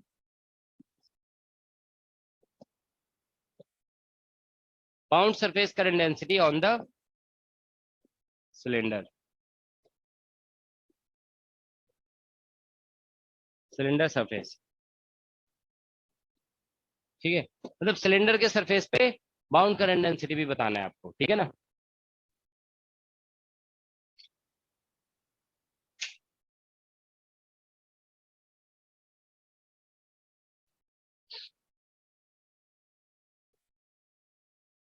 this is a long cylinder actually, ठीक है ना, इसमें करंट आई दिया हुआ है, ठीक है, तो ये जो करंट है ना वो फ्री करंट हो गया, ठीक है। तो देखो इस तरह के क्वेश्चन को सॉल्व करने के लिए, ठीक है, हम लोग इसे यूज करेंगे। देखो सॉल्यूशन हम लोग स्टार्ट करेंगे, जैसे देखो इलेक्ट्रिक फील्ड वाले क्वेश्चन में हम लोग, देखो अभी जैसे इस क्वेश्चन को कराए ना, एग्जैक्टली ऐसे ही होगा। देखो कहाँ था वो क्वेश्चन, एक मिनट, ये जब क्वेश्चन अभी करा रहे थे ना, ये कहाँ गया, नहीं ये नहीं, ये जैसे सिलेंडर का, तो देखो ये भी सिलेंडर का था, बस ये वायर है, दोनों एक जैसे हैं क्वेश्चंस, ठीक है ना। देखो इसको सॉल्व करने के लिए हम लोग क्या किए, सबसे पहले D dot D S equal to Q free किया गया, वहां पे एच डॉट डीएल करना पड़ेगा, ठीक है ना, you will have to do H dot DL, ठीक है ना। तो यहाँ पे लिखोगे एच डॉट डीएल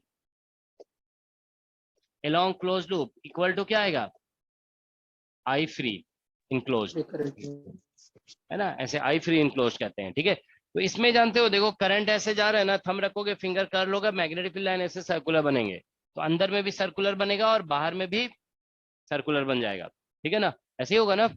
हम ऐसे रखोगे, फिंगर कर्ल हो रहा है, तो ये मैग्नेटिक फील्ड लाइंस हो गए, अंदर और बाहर दोनों में सर्कुलर है ये, ऐसे, ठीक है, तो सर्कुलर बन गया ये, ऑलराइट।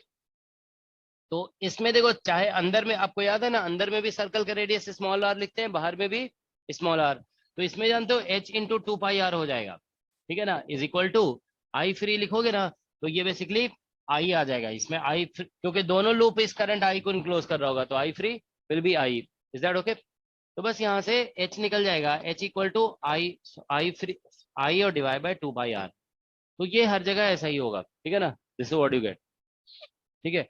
अब हम बी निकालेंगे ना, तो जैसे बी इनसाइड निकालोगे तो बी इज इक्वल टू, आप जानते हो म्यू, म्यू इंटू एच होता है ना, इसको ऐसे ले जाते हैं mu naught into mu R into H, तो इसमें इनसाइड में लिखोगे ना बी इनसाइड, तो ये बेसिकली आ जाएगा mu naught into mu R, और एच का वैल्यू लिख दोगे यहाँ से I upon two pi are.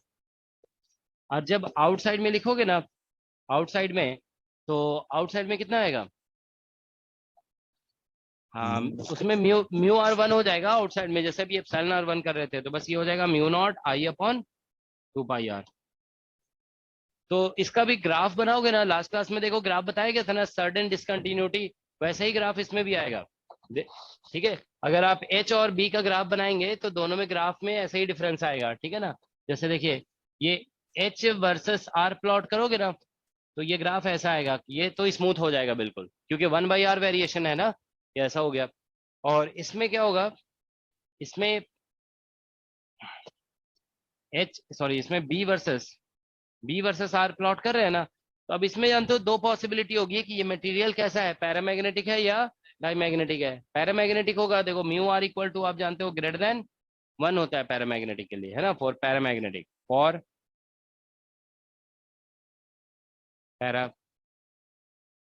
Paramagnetic.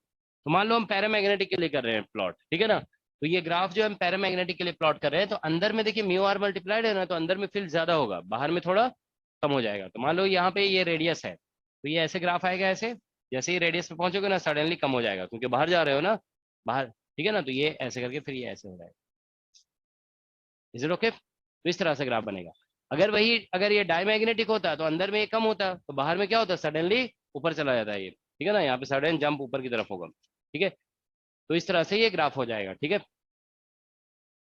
तो देखो मैग्नेटिक फील्ड के केस में ज्यादा ये कैलकुलेशन करने की जरूरत नहीं है। ठीक है ना, बस इसी तरह से कैलकुलेशन होता है मैग, ठीक है। अब डिफरेंट केसेस में आप इस तरह से कैलकुलेशन कर लोगे।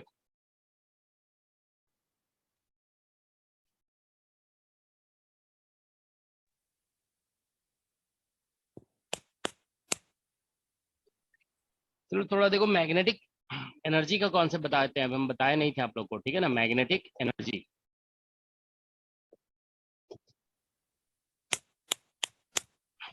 देखो मैग्नेटिक एनर्जी जानते हो, इंटरव्यू में ये पूछा जाता है। हाँ, अच्छा उसमें एक और क्वेश्चन था, है ना, हाँ इसमें क्या निकालना था, सरफेस करंट डेंसिटी, है ना, ऑन द सिलेंडर सरफेस, ठीक है ना। ठीक है, तो इसको निकालना है ना, तो ये इसमें अप्लाई कर दो। ठीक है, एक बाउंड्री कंडीशन बताए थे ना, जैसे एक बाउंड्री कंडीशन था एक इस तरह से, B1 पैरेलल, है ना, माइनस B2 पैरेलल। क्या कह रहे हो? हाँ उससे भी कर सकते हो, ठीक है ना, हाँ उससे भी आ जाएगा। ठीक है, तुम सही कह रहे हो, उसी से निकाल लेते हैं। ठीक है ना, M इक्वल टू देखो बताया गया है आप लोग को काई M इंटू एच, ये डायलेक्ट्रिक के अंदर होता है। ठीक है ना, ऐसा, ठीक है ना, वी राइट लाइक दिस, तो हम लोग इससे निकाल ले सकते हैं। ठीक है ना, इससे ज्यादा आसान होगा डेफिनेटली। तो इसको ऐसे लिख दो, काई M की जगह लिख दोगे म्यू आर माइनस 1, ऐसे ही होता है ना, म्यू आर इक्वल टू होता है काई M प्लस 1, ऐसा होता है ना। काई M की जगह म्यू आर माइनस 1 लिख देंगे और यहाँ पे H आ जाएगा। H ये डायलेक्ट्रिक के अंदर का है, ठीक है ना, H तो हर जगह सेम ही है ना, it is same everywhere.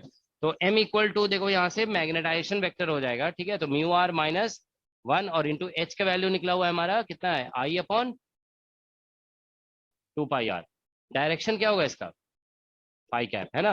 Current जैसे मान लो Z में जा रहा है, थंब रखोगे तो फिर कर्ल ये ऐसा हो रहा है ना, तो ये फाई कैप हो जाएगा। तो ये मैग्नेटाइजेशन हो गया। ठीक है, अब हम लोग जानते हैं KB इक्वल टू क्या होता है, KB is equal to M cross N cap, ऐसे ही होता है ना, KB is M cross N cap. ठीक है, तो इसमें देखो क्या होगा कि हमारा जो है ना, यहाँ पे वैल्यू पुट कर दोगे, और this calculation we are doing at R equal to R पे, सरफेस पे निकाल रहे हो ना, तो R इक्वल टू R लिखना पड़ेगा। तो यहाँ से KB इक्वल टू, ठीक है ना, तो KB इक्वल टू यहाँ से आ जाएगा mu R minus 1 upon into 2πr, ठीक है ना, ये लिख दोगे। और यहाँ पे आ जाएगा, देखिए M में आ जाएगा यहाँ पे फाई कैप और क्रॉस N कैप में R कैप आ जाएगा, क्योंकि सिलेंडर के सरफेस पे नॉर्मल तो रेडियल होगा ना। ठीक है, तो ये R कैप हो जाएगा। फाई क्रॉस R क्या होता है, phi cross R is minus Z, ठीक है ना, तो ये माइनस हो जाएगा। ठीक है ना, तो KB जो आ रहा है यहाँ पे, KB is equal to mu R minus 1, ठीक है ना, और I/2πr, और यहाँ से माइनस Z। तो ये बेसिकली करंट आ गया। ठीक है, तो सरफेस करंट का वैल्यू इतना हो जाएगा।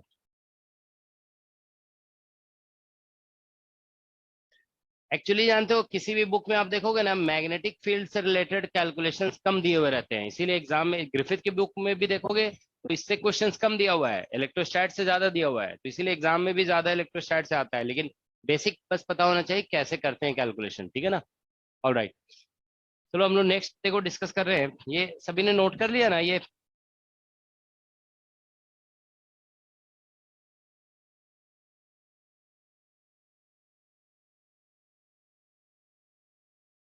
ठीक है, now let us discuss magnetic energy. देखो मैग्नेटिक एनर्जी से रिलेटेड जानते हो एक क्वेश्चन पूछा जाता है, मैग्नेटिक फील्ड का वर्क डन कितना होता है, याद है आप लोग को? मैग्नेटिक फील्ड का वर्क डन 0 हमेशा 0 होता है। 0. तो जानते हो जब कोई फोर्स वर्क करता है ना तो उसी के कॉरेस्पॉन्डिंग पोटेंशियल एनर्जी होता है, ठीक है ना। जैसे मान लीजिए स्प्रिंग फोर्स है, spring force does some work, okay, so it has potential energy half K X square. उसी तरह से ग्रेविटेशनल फोर्स का भी वर्क होता है, तो हम लोग उसका भी पोटेंशियल एनर्जी डिफाइन करते हैं।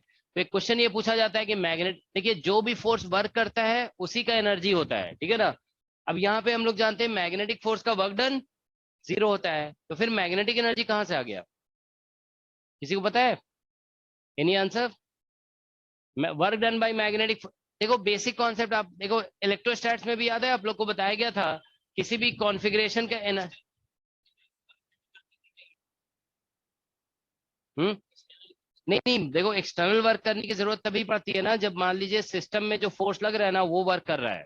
अगर ऐसे सोचो, देखो जैसे दो चार्जेस हैं, देखिए मान लीजिए ये दो चार्जेस हैं, दो चार्जेस के बीच में कोलम्बिक रिपल्शन अगर मान लो नहीं हो रहा है या अट्रैक्शन नहीं हो रहा है, तो हमको इसको नजदीक लाने में वर्क डन करने की जरूरत, देखो जब रिपल्शन होता है तो हमें एफर्ट लगा के नजदीक लाना पड़ेगा, और अगर अट्रैक्शन हो रहा है तो क्या होगा, अपने आप नजदीक आएगा, लेकिन उसको रोकने के लिए फिर वर्क है ना। याद है कोलम्बिक के केस में बताया गया था, work done in bringing the system from infinity to a given position, that is called potential energy, है ना। पोटेंशियल एनर्जी इसी तरह से डिफाइन किया गया था, इलेक्ट्रोस्टैटिक पोटेंशियल एनर्जी।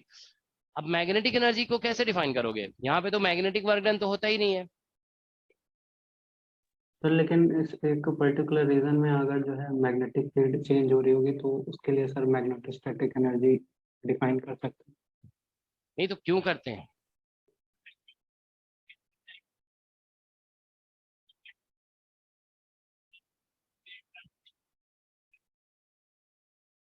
उसको रोटेट करने के लिए। सर सर्कुलर मोशन हो रहा होता है तो एक्सेलरेशन आता है। नहीं मान लो अगर डाइपोल वगैरह कुछ है नहीं, ठीक है ना, सिर्फ मैग्नेटिक फील्ड है अगर, ठीक है, तो फिर हम क्या बोलेंगे? जानते हो इसका एक्चुअली परफेक्ट एक्सप्लेनेशन ये है ना, पहले देखो हम बता देते हैं। मैग्नेटिक फील्ड देखो आप ऐसे सोचो, प्रोड्यूस कैसे होता है, how magnetic field is produced, current से। तो जब आप करंट स्विच ऑन करोगे तभी तो मैग्नेटिक फील्ड आएगा, ठीक है। अगर करंट स्विच ऑन नहीं करोगे तो मैग्नेटिक फील्ड नहीं होगा। अब देखो वन स्टेप बाय स्टेप बढ़ रहे हैं, करंट हम स्विच ऑन नहीं किए, मैग्नेटिक फील्ड कितना होगा, 0। करंट स्विच ऑन कर दिए, magnetic field is non zero. Magnetic field change हुआ कि नहीं हुआ, बताइए? चेंज हुआ ना मैग्नेटिक फील्ड। और आप जानते हो वेन एवर समझ रहे हो ना, जीरो से क्या हो गया, नॉन जीरो, करंट और करंट स्विच ऑन करने के बाद। आप जानते हो जब भी मैग्नेटिक फील्ड चेंज होता है तो क्या प्रोड्यूस होता है, इलेक्ट्रिक फील्ड होता है ना। तो actually changing magnetic field gives rise to electric field, है ना, इलेक्ट्रिक फील्ड देता है। तो यहाँ पे जानते हो ये जो हम मैग्नेटिक एनर्जी जिसको बोलते हैं ना, वो एनर्जी एक्चुअल में उस इलेक्ट्रिक फील्ड से आता है, समझ गया ना। वीक, क्योंकि मैग्नेटिक फील्ड कहीं ना कहीं तो आप स्विच ऑन करोगे तभी तो आएगा ना, ठीक है। तो मैग्नेटिक फील्ड जब स्विच ऑन किया जाता है ना तो वहां पे इलेक्ट्रिक फील्ड प्रोड्यूस होता है, ठीक है। और उस इलेक्ट्रिक फील्ड से एनर्जी एनर्जी डेवलप होता है, ठीक है ना, क्योंकि ठीक है। तो मैग्नेटिक एनर्जी का भी जो ओरिजिन है वो क्या है, इलेक्ट्रिक एनर्जी है, ठीक है ना। तो ये ध्यान रखोगे, इस ये एक्चुअली बहुत स्टूडेंट को पता नहीं होता है, इसलिए पूछा जाता है इंटरव्यू में, ठीक है ना, इंटरव्यू का क्वेश्चन है ये, ठीक है। तो मैग्नेटिक एनर्जी का जो कैलकुलेशन है ना, किसी भी बुक में देखोगे डेरिवेशन, वो सेल्फ इंडक्शन के कॉन्सेप्ट से इंट्रोड्यूस होता है, कहीं पे भी आप देखो, और कोई कॉन्सेप्ट नहीं है मैग्नेटिक एनर्जी का। हर बुक में मैग्नेटिक एनर्जी का पहला फॉर्मूला जो लिखा जाता है वो half L I square, half L I square ही लिखा जाता है। उसमें बोला जाता है कि हम किसी इंडक्टर से करंट पास कर रहे हैं तो उसका अपोज कर रहा होगा, उसका अपोज कर रहा होगा तो कितना एनर्जी स्पेंड करना पड़ेगा। तो देखो सेल्फ इंडक्शन में क्या हो रहा है, बेसिकली ईएमएफ वगैरह इंड्यूस हो रहा है, ठीक है ना। वो इलेक्ट्रोमैग्नेटिक इंडक्शन ही तो है। इलेक्ट्रोमैग्नेटिक इंडक्शन में क्या हो रहा है, आप करंट सेंड कर रहे हो ना, तो मैग्नेटिक फील्ड चेंज हो रहा है, मैग्नेटिक फील्ड चेंज होने से इलेक्ट्रिक फील्ड आ रहा है, तभी तो ईएमएफ आ रहा है ना। तो ये ध्यान रखोगे कि मैग्नेटिक एनर्जी, देखो ऐसे लिख दो, व्हेन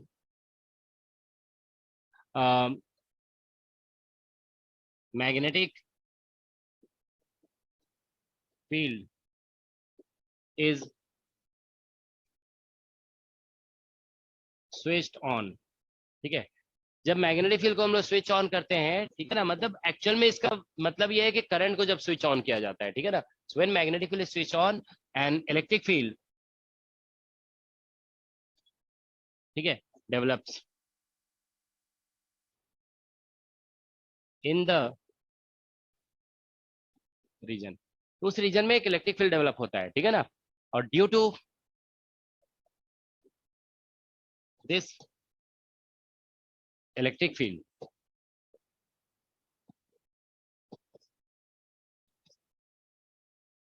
एनर्जी, ठीक है, due to this electric field energy gets stored, ठीक है ना। तो इस इलेक्ट्रिक फील्ड की वजह से एनर्जी स्टोर होता है, ठीक है, और that energy is called magnetic energy, that energy is called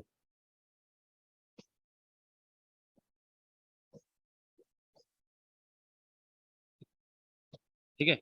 तो उस एनर्जी को हम लोग मैग्नेटिक एनर्जी कहते हैं, ठीक है ना, तो दैट इज मैग्नेटिक एनर्जी, ठीक है।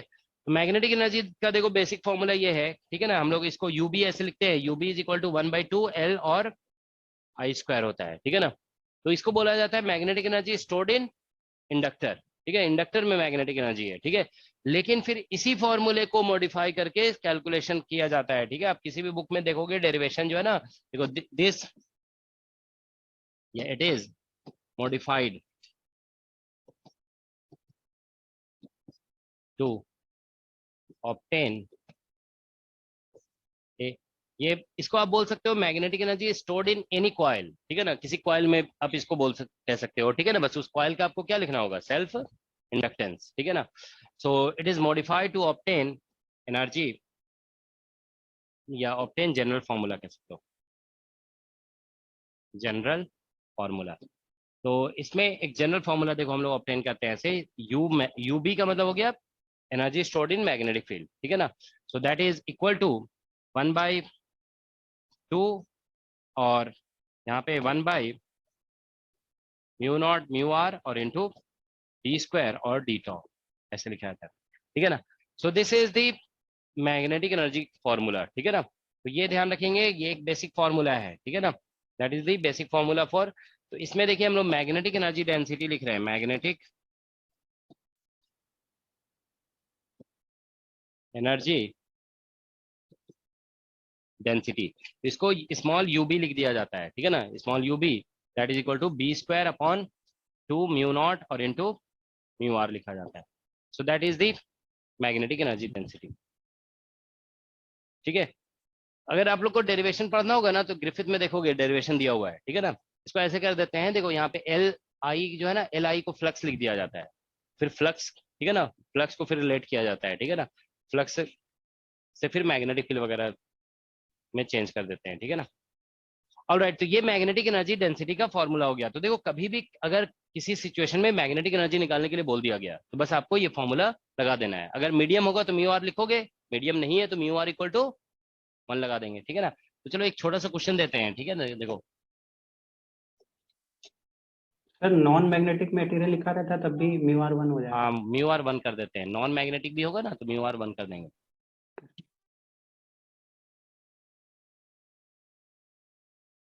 ये जब सेल्फ इंडक्टेंस हम पढ़ा रहे थे ना, एक्चुअली उसी टाइम इसको हमें बताना था, लेकिन वो छूट गया था, ठीक है ना, तो इसीलिए अभी हम बता दिए, ठीक है। देखो एक क्वेश्चन है ये बेसिक, ये बहुत ही लॉन्ग सिलेंडर है, ठीक है ना, these are two coaxial long cylinder, ठीक है। इसका रेडियस मान लीजिए अंदर रेडियस ए दिया हुआ है और बाहर में आउटर रेडियस बी दिया हुआ है। अब अंदर वाले में देखिए करंट ऐसे जा रहा है आई, करंट इज आई, ठीक है ना, और बाहर वाले में भी करंट ऐसे आई जा रहा है, समझ गया ना। तो इसमें भी करंट कितना है, आई है, और इसमें भी करंट आई है, समझ में आ गया। देखो यहाँ पे सिलेंडर ऐसे मतलब राउंड ऐसे है, राउंड सिलेंडर, इस अंदर वाले सिलेंडर में करंट ऊपर जा रहा है और बाहर वाले सिलेंडर में करंट नीचे जा रहा है, ठीक है ना। तो इसमें आपको बताना है calculate its magnetic energy per unit length, per unit length. तो इसका magnetic energy per unit length निकालना है।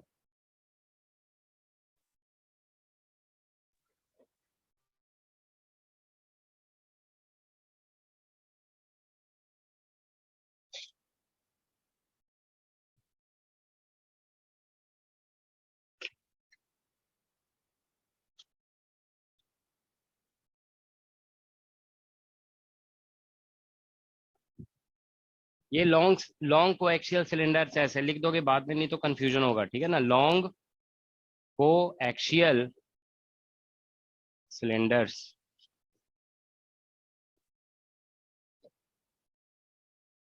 ठीक है।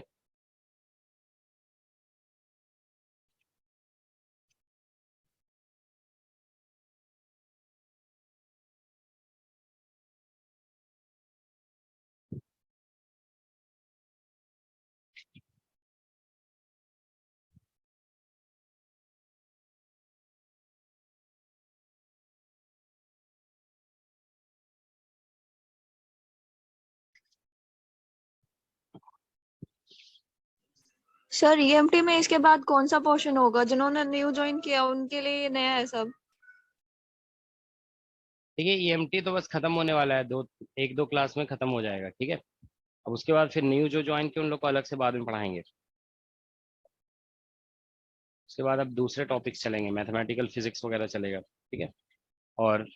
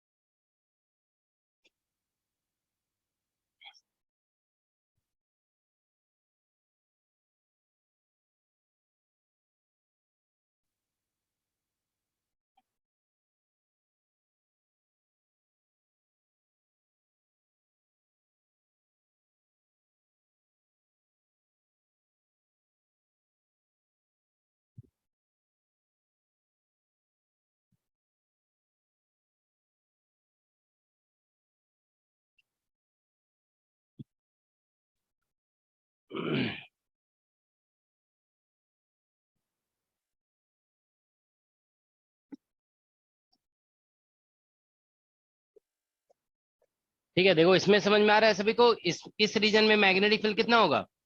0 हो जाएगा, क्योंकि कोई भी करंट यहाँ पे लूप बनाओगे उसमें इनक्लोज नहीं होगा। यहाँ पे मैग्नेटिक फील्ड नॉन जीरो होगा, है ना। और इधर फिर मैग्नेटिक फील्ड 0 हो जाएगा बाहर में, क्योंकि बाहर में देखो क्या होगा कि इसमें करंट ऊपर जा रहा है, इससे मैग्नेटिक फील्ड ऐसे जाएगा एंटी क्लॉकवाइज, तो इससे बाहर वाले करंट से क्लॉकवाइज आ जाएगा, तो कैंसिल हो जाएगा, है ना। अपोजिट करंट है ना, तो फील्ड भी अपोजिट, सिंपल ऐसा कॉन्सेप्ट है। देखो opposite current opposite field, cancel हो गया, ठीक है। तो बाहर में 0, यहाँ पे नॉन जीरो हो जाएगा। तो बस आंसर इस रीजन में निकालना है, फॉर्मूला ये है हमारा, ठीक है ना। कोई मीडियम नहीं दिया हुआ है ना, तो म्यू आर को 1 कर देंगे, ठीक है। बस यहाँ एलएन में आ रहा है ना आंसर? एलएन में आएगा, ठीक है। तो इसमें बस क्या कहते हैं, यू भी निकालना है, तो हम लोग ऐसे लिखेंगे, देखो 1/2 और म्यू नॉट आ जाएगा, और इंटीग्रेशन b² और डी टॉ, ठीक है ना। तो देखो ये लॉन्ग केबल है ना, लॉन्ग केबल का मतलब लॉन्ग वायर, इसका फील्ड जो बाहर मतलब कहीं पे भी यहाँ पे निकालोगे ना, जैसे मान लीजिए सेंटर से r डिस्टेंस पे, तो इस पॉइंट पे मैग्नेटिक फील्ड देखो जो निकलता है, वो बेसिकली ये यहाँ पे देखो हम लिख दे रहे हैं इस पॉइंट या यहाँ, ठीक है ना। यहाँ पे मैग्नेटिक फील्ड निकालेंगे, चलो यहीं पे लिखते हैं 1/2 और म्यू नॉट, और ये बी का वैल्यू होता है म्यू नॉट I/2πr, इतना ही होता है ना इसका होल स्क्वायर। और डी टॉ कितना लिखते हो सिलेंडर का? RD RD हाँ मतलब एक्चुअली देखो जनरल फॉर्मूला ऐसा होता है ना, जनरल फॉर्मूला ऐसे H1 H2 और H3 याद है, और फिर ऐसे लिख दोगे dr d5 और dz, ऐसे लिखते हैं, ठीक है ना।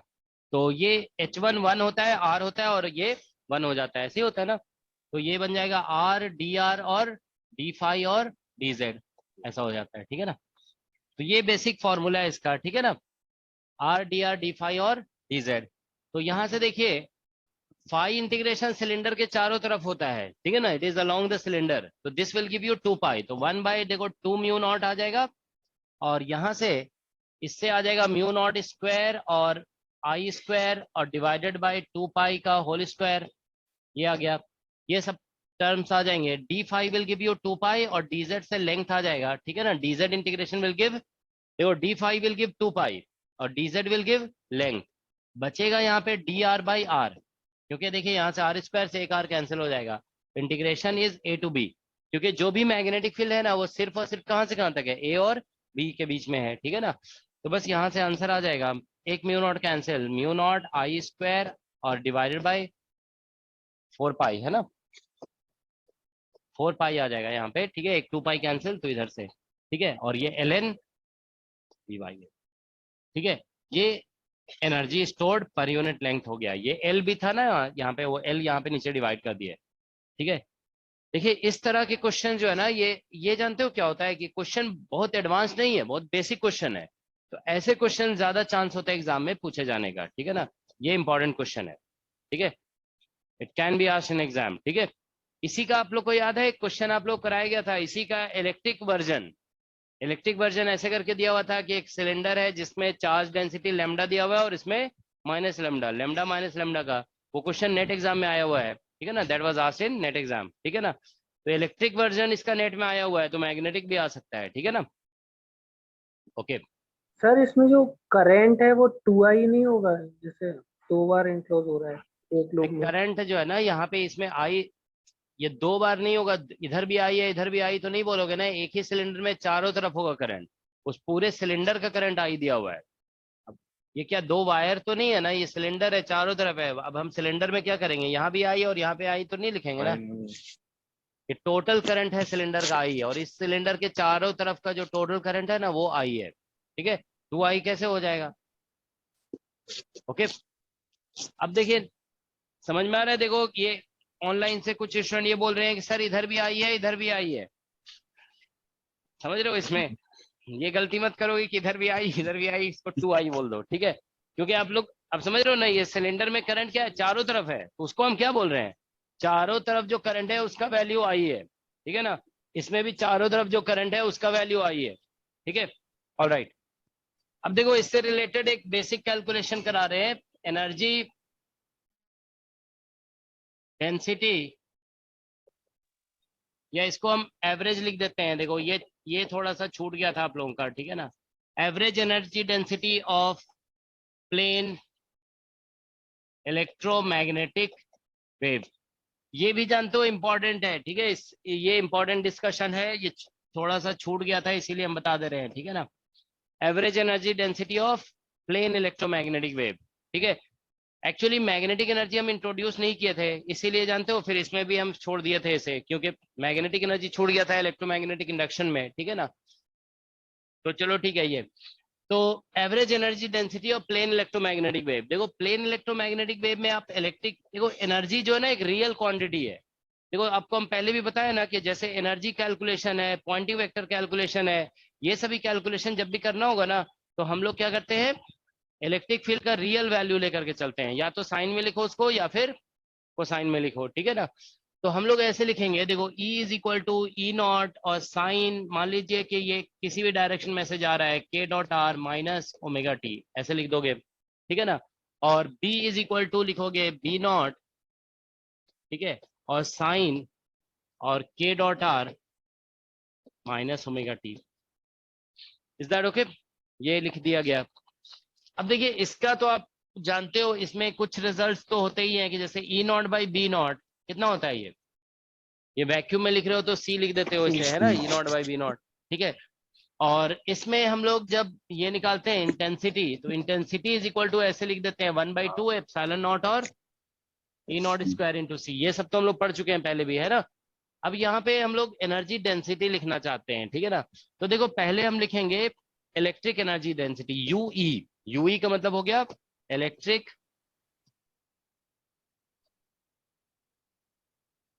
Energy density. So first we are writing electric energy density, ठीक है ना। ये उसका मतलब ये ध्यान रखोगे क्योंकि ये टाइम डिपेंडेंट फेनोमेना है ना, तो उसका एवरेज लिखा जाएगा। तो यहाँ पे ऐसे लिखोगे 1/2 एप्सिलॉन नॉट और ई स्क्वायर। देखिए एनर्जी डेंसिटी जब लिखा जाता है ना तो यहाँ पे एम्पलीट्यूड नहीं आता है, ई आता है, ठीक है ना।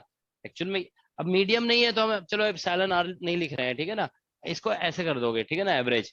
तो देखो इसको जब पुट करोगे ना यहाँ पे तो क्या होगा, साइन स्क्वायर का एवरेज 1/2, तो ये हो जाएगा 1/4 हो जाएगा, 1/4 और इंटू एप्सिलॉन नॉट। और अब देखो ई नॉट अब आ जाएगा ना, तो यहाँ पे ई नॉट स्क्वायर हो गया। तो एवरेज एनर्जी डेंसिटी ध्यान रखेंगे, इलेक्ट्रिक एनर्जी डेंसिटी इतना होता है। अब हम लिखेंगे देखो मैग्नेटिक एनर्जी डेंसिटी, ठीक है। तो मैग्नेटिक एनर्जी डेंसिटी निकालते हैं, ठीक है ना। मैग्नेटिक एनर्जी डेंसिटी तो सर यूबी, ये 1/4 कैसे लिखा? ये देखो यहाँ पे पुट करोगे ना इलेक्ट्रिक फील्ड का वैल्यू, देखो यहाँ पे तो ई लिखा हुआ है, ई का वैल्यू पुट करेंगे तो ई नॉट स्क्वायर हो जाएगा, एप्सिलॉन नॉट रहेगा और साइन स्क्वायर हो जाएगा ना। साइन स्क्वायर का फिर एवरेज निकालना होगा, तो आप लोग जानते हो साइन स्क्वायर का एवरेज 1 साइकिल में निकालेंगे तो 1/2 आ जाएगा। साइन स्क्वायर के एवरेज से निकला ये जो है ना साइन स्क्वायर फंक्शन जो होता है ना, इसका एवरेज अगर 1 साइकिल में निकालते हो तो 1/2 आता है, तो उससे 1/2 आएगा, पहले से 1/2 है तो 1/4 हो जाएगा, ठीक है। अब देखिए यूबी हमने आपको magnetic energy density B²/2 mu naught बताया गया, ठीक है ना। तो इसमें बी का वैल्यू फिर से इसका एवरेज लिखा जाएगा, ठीक है ना। ये टाइम डिपेंडेंट क्वांटिटीज है ना, तो इसको ये एवरेज कैसा है समझ रहे हो ना, एवरेज ऑन टाइम है, एवरेज ऑन टाइम है ये, ठीक है ना।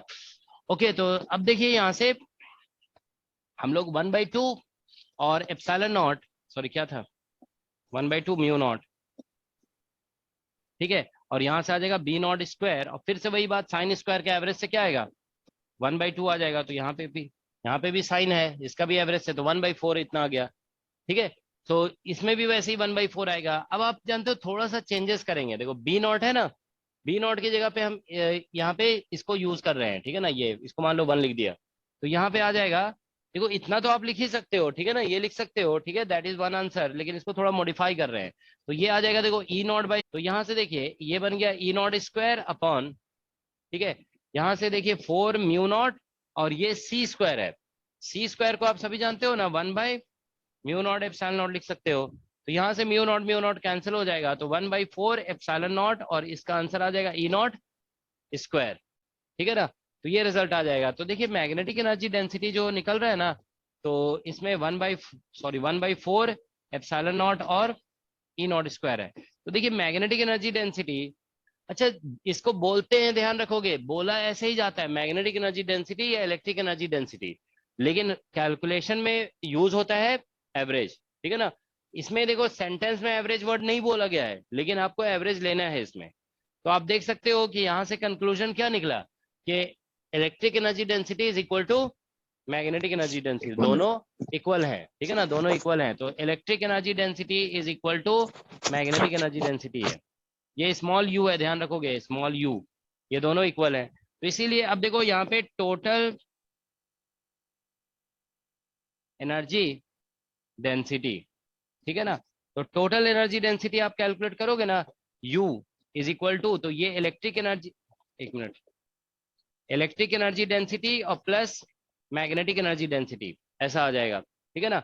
तो ये दोनों का सम करेंगे तो U इज इक्वल टू, ठीक है ना, U इज इक्वल टू, यहाँ पे पुट करना होगा। देखिए ये दोनों वैल्यूज तो सेम है, यहाँ पे 1/4 एप्सिलॉन नॉट, और ये हो गया ई नॉट स्क्वायर, और 1/4 एप्सिलॉन नॉट और ई नॉट स्क्वायर होगा, ठीक है।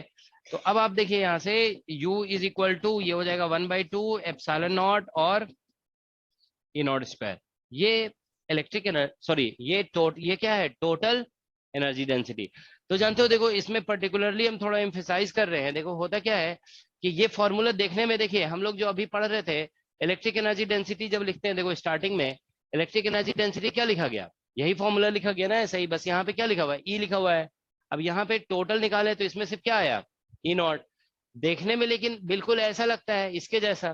तो जानते हो इससे कई बार स्टूडेंट को ये डाउट हो जाता है कि हम डिस्कस तो कर रहे हैं इलेक्ट्रोमैग्नेटिक वेव और एनर्जी डेंसिटी सिर्फ किसका लिख रहे हैं, इलेक्ट्रिक फील्ड का। कई बार स्टूडेंट ऐसा सोच लेते हैं, लेकिन आप ये ध्यान रखोगे सिर्फ इलेक्ट्रिक फील्ड का नहीं है, ये इलेक्ट्रिक फील्ड का भी है और मैग्नेटिक फील्ड का भी है, दोनों है, ठीक है ना।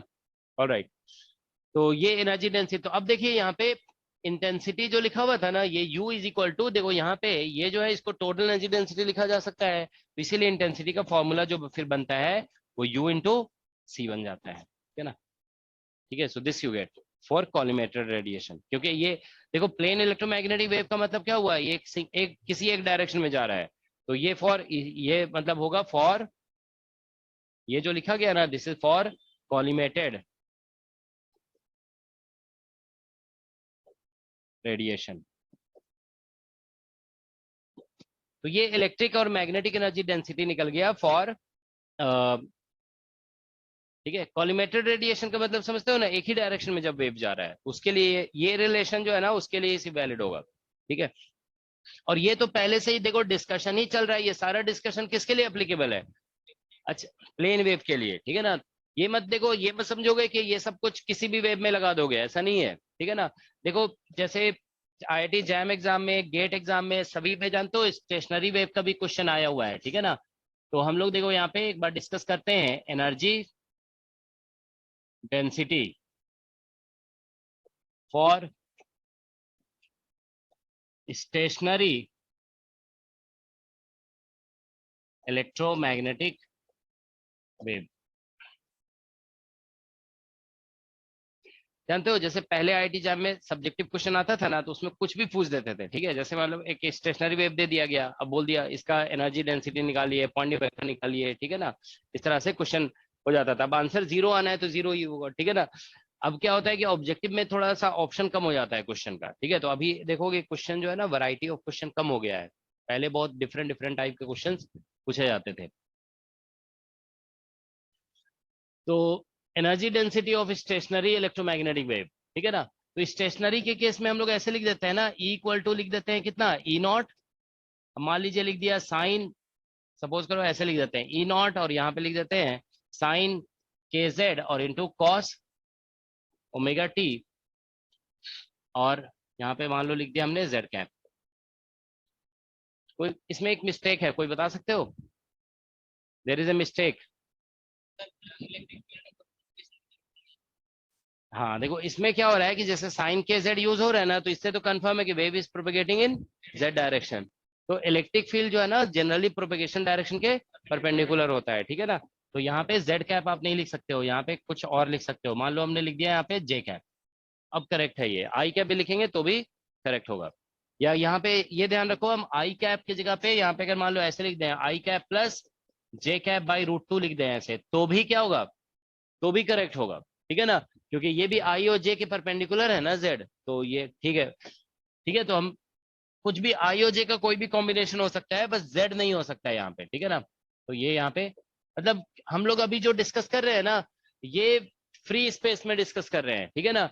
लेकिन जैसे देखो वेवगाइड वगैरह में ऐसा होता है, वेवगाइड में जब कोई वेव प्रोपेगेट करता है ना, तो ऐसा हो सकता है कि प्रोपेगेशन Z में जा रहा है, और आपको वहां पे हम लोगों ने देखा ना कि वेवगाइड जब हम लोग पढ़े थे तो उसमें देख रहे थे ना कि जैसे ऐसे वेवगाइड बना हुआ था, ठीक है ना, वेवगाइड में, और हम लोग क्या कह रहे थे कि wave is propagating in Z direction, ऐसे Z में जा रहा है, और उसमें कैलकुलेशन भी हम किसका कर रहे थे, EZ का, ठीक है ना। तो वेवगाइड में ऐसा होता है कि वेव जब मतलब वो कन्फाइंड मीडियम है ना, कन्फाइंड मीडियम में ऐसा होता है कि वेव जो है ना ट्रांसवर्स नहीं होता है।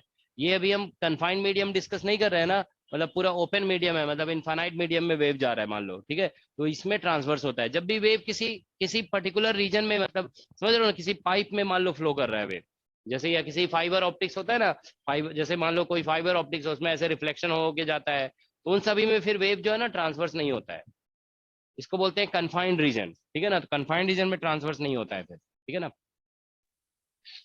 ठीक है, तो इसका बताइए आप लोग क्या आंसर आएगा। तो इसमें आपको बताना है, देखो इसमें क्या लिखा हुआ है, energy density of stationary electromagnet. तो ये स्टेशनरी वेव है ना, ये आप लोग को बताया गया ना, इस तरह के वेव को क्या बोलते हैं, स्टेशनरी वेव, जिसमें साइन टर्म अलग, कोसाइन अलग हो गया, या साइन साइन हो गया, या अच्छा के क्या लिख दिए।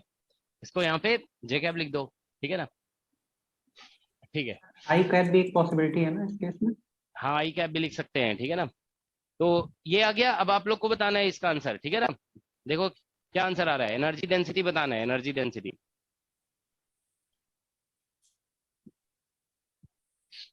You have to tell the energy density.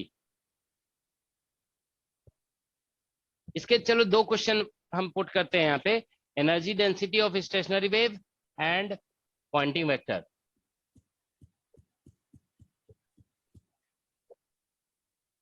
ये दोनों आया हुआ एग्जाम में, ठीक है ना, स्टेशनरी वेव के लिए दोनों क्वेश्चंस पूछे गए हैं। तो हम पॉइंटिंग वेक्टर और एनर्जी डेंसिटी निकालना चाहते हैं। एवरेज वैल्यू हाँ 0 आ जाएगा, ठीक है 0 आएगा।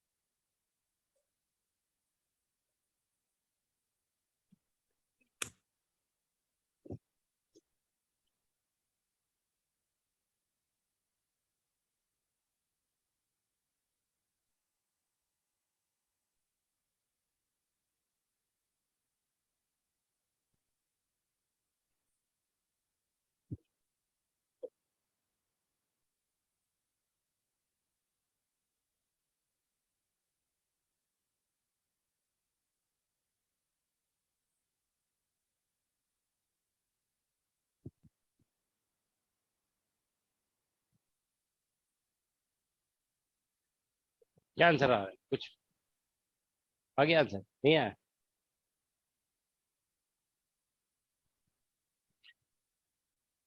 इसमें ये ध्यान रखोगे इलेक्ट्रिक फील्ड सिर्फ दिया हुआ है, तो ऐसा नहीं कि सिर्फ इलेक्ट्रिक का कंट्रीब्यूशन निकाल के छोड़ दिए, ऐसा नहीं है, इसका मैग्नेटिक का भी निकालना पड़ेगा, समझ रहे हो ना। इलेक्ट्रिक का भी निकलेगा और मैग्नेटिक का, फिर दोनों का ऐड करेंगे, ठीक है ना, तो फिर आंसर आएगा।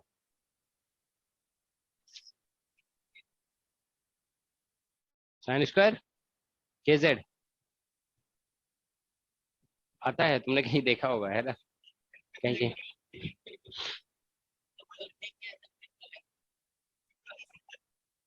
नहीं तो अच्छी बात है ना, पढ़ के। हाँ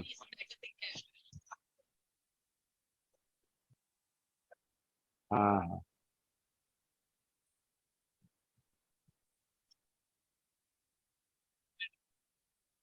देखो चलो बताते हैं, देखो इसमें जानते हो, इसमें कोई कैलकुलेशन नहीं करना है, देखो ये जानते हो बिना कैलकुलेशन के आप इसका आंसर कर सकते हो। देखो क्या होगा इसमें, जानते हो क्या करो, देखो सॉल्यूशन अगर ऐसा दिया हुआ है, देखो इसमें जो है ना क्या करना होगा, ये तो समझ लो कि एक डिस्कशन है, तो हम क्या करेंगे, देखो इसको जो है ना, ये जो इलेक्ट्रिक फील्ड है, आप इसको साइन इंटू कॉस लिखा है ना, आप इसको ऐसे लिख सकते हो, देखो E0/2, और ये बन जाएगा साइन KZ और प्लस ओमेगा टी, और ये मतलब जे कैप लिख देंगे अभी, ठीक है, और फिर minus sine KZ minus omega T. Can we write like this, बताइए, ऐसे लिख सकते हैं? Yes sir. अब आप देखिए यहाँ पे, इसको ये ऐसा हो गया E0/2 और साइन KZ और प्लस ओमेगा टी और इंटू जे कैप और माइनस E0/2 और यहाँ पे sine KZ minus omega T और इंटू जे कैप, ऐसा लिख सकते हो सभी लोग, ठीक है। तो अब देखो क्या होगा, इसको आप क्या बोलोगे, what it is, plane electromagnetic wave है, this is plane electromagnetic wave. किधर जा रहा है ये? Plus z, sorry minus z में है ना, इट इज गोइंग इन, दोनों प्लस टर्म है ना, ये टर्म दोनों प्लस है, तो ये माइनस जेड हो गया। और इसमें ये किधर जा रहा है? ये प्लस जेड में जा रहा है। समझ में आ रहा है ना सभी को? इट इज गोइंग इन, ये प्लस है और ये माइनस है, तो ये प्लस जेड में जा रहा है, ठीक है ना। अब आप देखिए इसका एम्पलीट्यूड कितना है, E0/2 है। तो देखो ये एक प्लेन इलेक्ट्रोमैग्नेटिक वेव है। अभी अभी हमने पढ़ा कि प्लेन इलेक्ट्रोमैग्नेटिक वेव का जो एनर्जी डेंसिटी होता है ना 1/2 एप्सिलॉन नॉट, और यहाँ E0 का स्क्वायर था, याद है ना। E0 जो था उसमें एम्पलीट्यूड था, तो यहाँ पे क्या आएगा? E0/2 का होल स्क्वायर। इसके लिए ये टर्म आएगा प्लस, इसके लिए निकालोगे ना तो फिर 1/2 एप्सिलॉन नॉट, और यहाँ पे हो जाएगा E0/2 का whole square. Is that okay? तो आंसर कितना आ गया?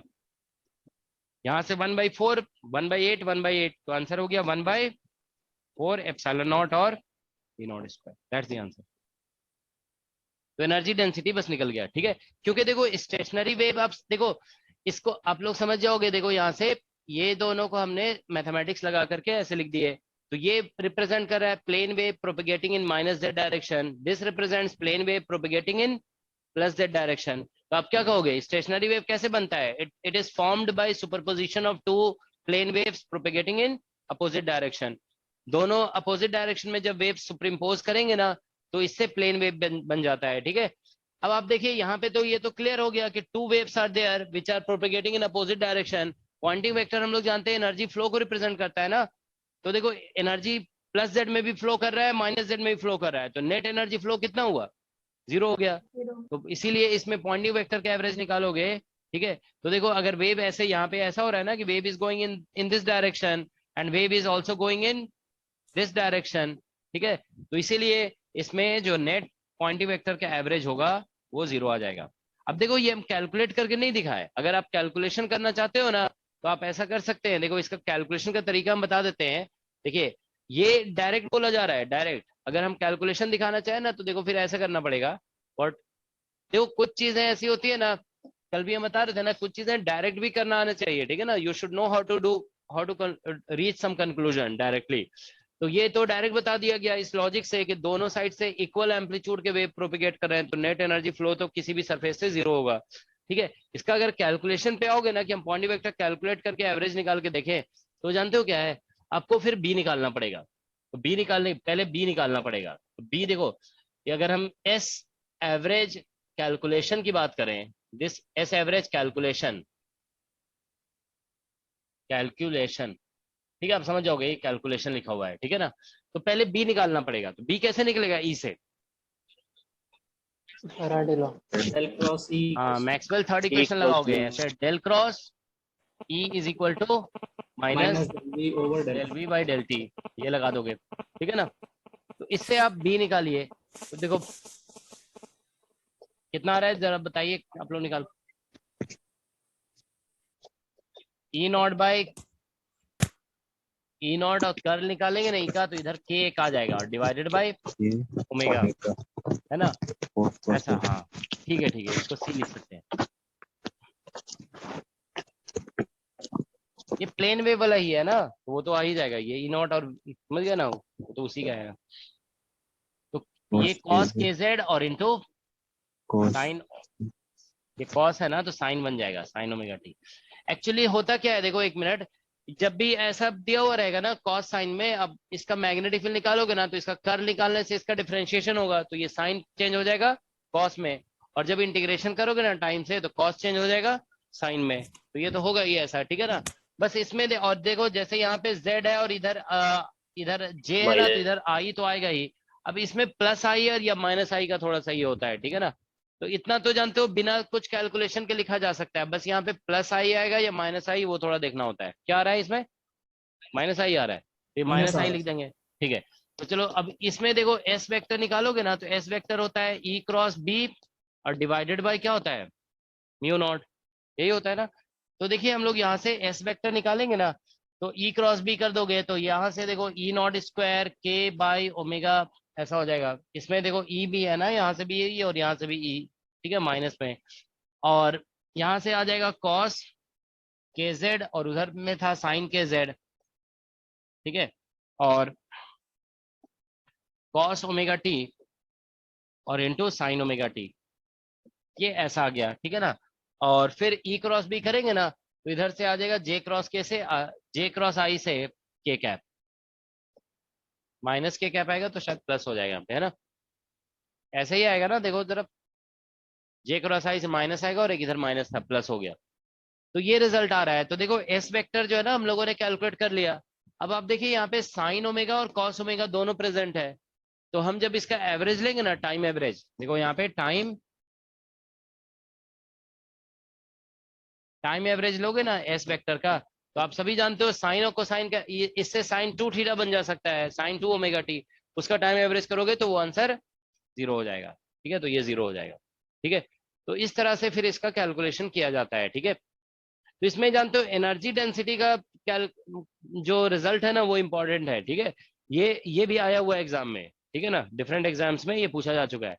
तो आपने देखा सिंगल प्लेन वेव का होता है 1/2, लेकिन एक्चुअली हो क्या रहा है, यहाँ पे एम्पलीट्यूड ई नॉट के टर्म में लिखा हुआ है ना, तो एक्चुअली प्लेन वेव का एम्पलीट्यूड E0/2 हो गया, तो इसीलिए फिर इसमें आंसर आ जाता है 1/4, ठीक है ना, ठीक है। तो ये कुछ, सर ये आई हाँ कैप हाँ, कितना उससे है भी यहाँ पे? क्या कह रहे हो, सर ये आई कैप इसको पूरा कैलकुलेशन कराए नहीं ना, ये इलेक्ट्रिक फील्ड का वैल्यू यहाँ पुट करोगे, कर्ल निकालोगे, तो जब कर्ल निकालोगे ना तो उसमें आई कैप आ जाएगा। ये कर्ल निकाल लोगे ना, कर्ल ऐसे निकालना पड़ता है ना, जैसे कर्ल ऑफ ई निकालेंगे ना, ये तो और स्टूडेंट जो है ना वो बता रहे हैं ना कि ये इतना आ रहा है, हमने कैलकुलेट नहीं किया, ठीक है ना। ऐसे लिख दोगे आई कैप, जे कैप और के कैप, ठीक है ना।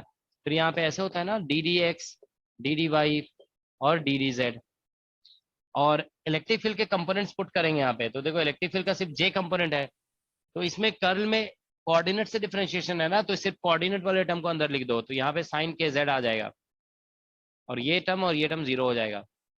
यहाँ पे इलेक्ट्रिक फील्ड के कंपोनेंट लिखते हैं या DDX, DDY, DZ, और बाकी जो E0 साइन ओमेगा और कॉस ओमेगा टी है ना वो सभी बाहर लिख दोगे इधर, ठीक है ना। यहाँ पे ऐसे लिख दो, यहाँ पे E0 और कॉस ओमेगा टी। अब इस डिटर्मिनेंट को ओपन करोगे आप, ठीक है ना, तो इस डिटर्मिनेंट को ओपन करोगे ना, तो देखो यहाँ से when you calculate I cap component, you Y इस पे ऑपरेट करेगा, वाई ऑपरेट करेगा तो 0 देगा, और जेड इस पे ऑपरेट करेगा तो ये कॉस के जेड दे देगा, ठीक है ना। और लेकिन इधर जब ऑपरेशन होता है तो माइनस में लिखते हैं ना, तो ये आई कैप में माइनस साइन के साथ आ जा रहा है इसीलिए, ठीक है ना। ऑलराइट, तो इस तरह से कर्ल निकाला जाएगा, ओके। और फिर ये लास्ट में ये cos E0 cos omega T साथ में लिख दोगे, ठीक है। सर ये जो यू निकला है ये आपने इलेक्ट्रिक एनर्जी डेंसिटी निकाला है या टोटल है ये जो यहाँ पे पूछ रहे हो इसमें, यस सर। ये बताइए आप लोग, ये देखो एक स्टूडेंट ऑनलाइन, चलो ऑनलाइन के स्टूडेंट जवाब दे दो, ये जो है यू, देखो ये पूछ रहे हैं कि यू जो निकला है वो इलेक्ट्रिक सिर्फ निकला है या टोटल निकला, क्या है ये समझ रहे हो ना इसको, ये आप लोगों को समझ में आया, ये जो है हमारा ये क्या है, ये टोटल है ना, टोटल है, टोटल का ये तो बताया गया 1/2 एप्सिलॉन नॉट और एम्पलीट्यूड स्क्वायर, एम्पलीट्यूड यहाँ E0/2 हो गया ना, तो ये टोटल है, ठीक है ना, ये टोटल है, क्योंकि सेपरेट कितना निकला था इसका 1/4 निकला था, यहाँ 1/4 फिर लिखना पड़ेगा सेपरेट, इलेक्ट्रिक और मैग्नेटिक का दोनों इक्वल आ गया था, तो ये टोटल निकला हुआ है, ठीक है ना, ये टोटल एनर्जी डेंसिटी है, ओके, ठीक है। चलो फिर अभी ब्रेक लेते हैं, ठीक है। तो देखो ये सभी टॉपिक आप लोगों का कंप्लीट हो गया है। ब्रेक के बाद जानते हो बस एक छोटा सा टॉपिक बच रहा है, ठीक है, उससे क्वेश्चन आता है एग्जाम में कभी कभी, ठीक है ना, दैट इज कैपेसिटर, ठीक है। अभी जैसे डायलेक्ट्रिक डिस्कस कर रहे थे तो उससे रिलेटेड कैपेसिटर हम लोग डिस्कस करेंगे, ठीक है। तो शॉर्ट में ही डिस्कस करेंगे, ठीक है, शॉर्ट में डिस्कस करके उसको अभी उस क्लास में खत्म करा देंगे, ठीक है ना। तो वही लास्ट हो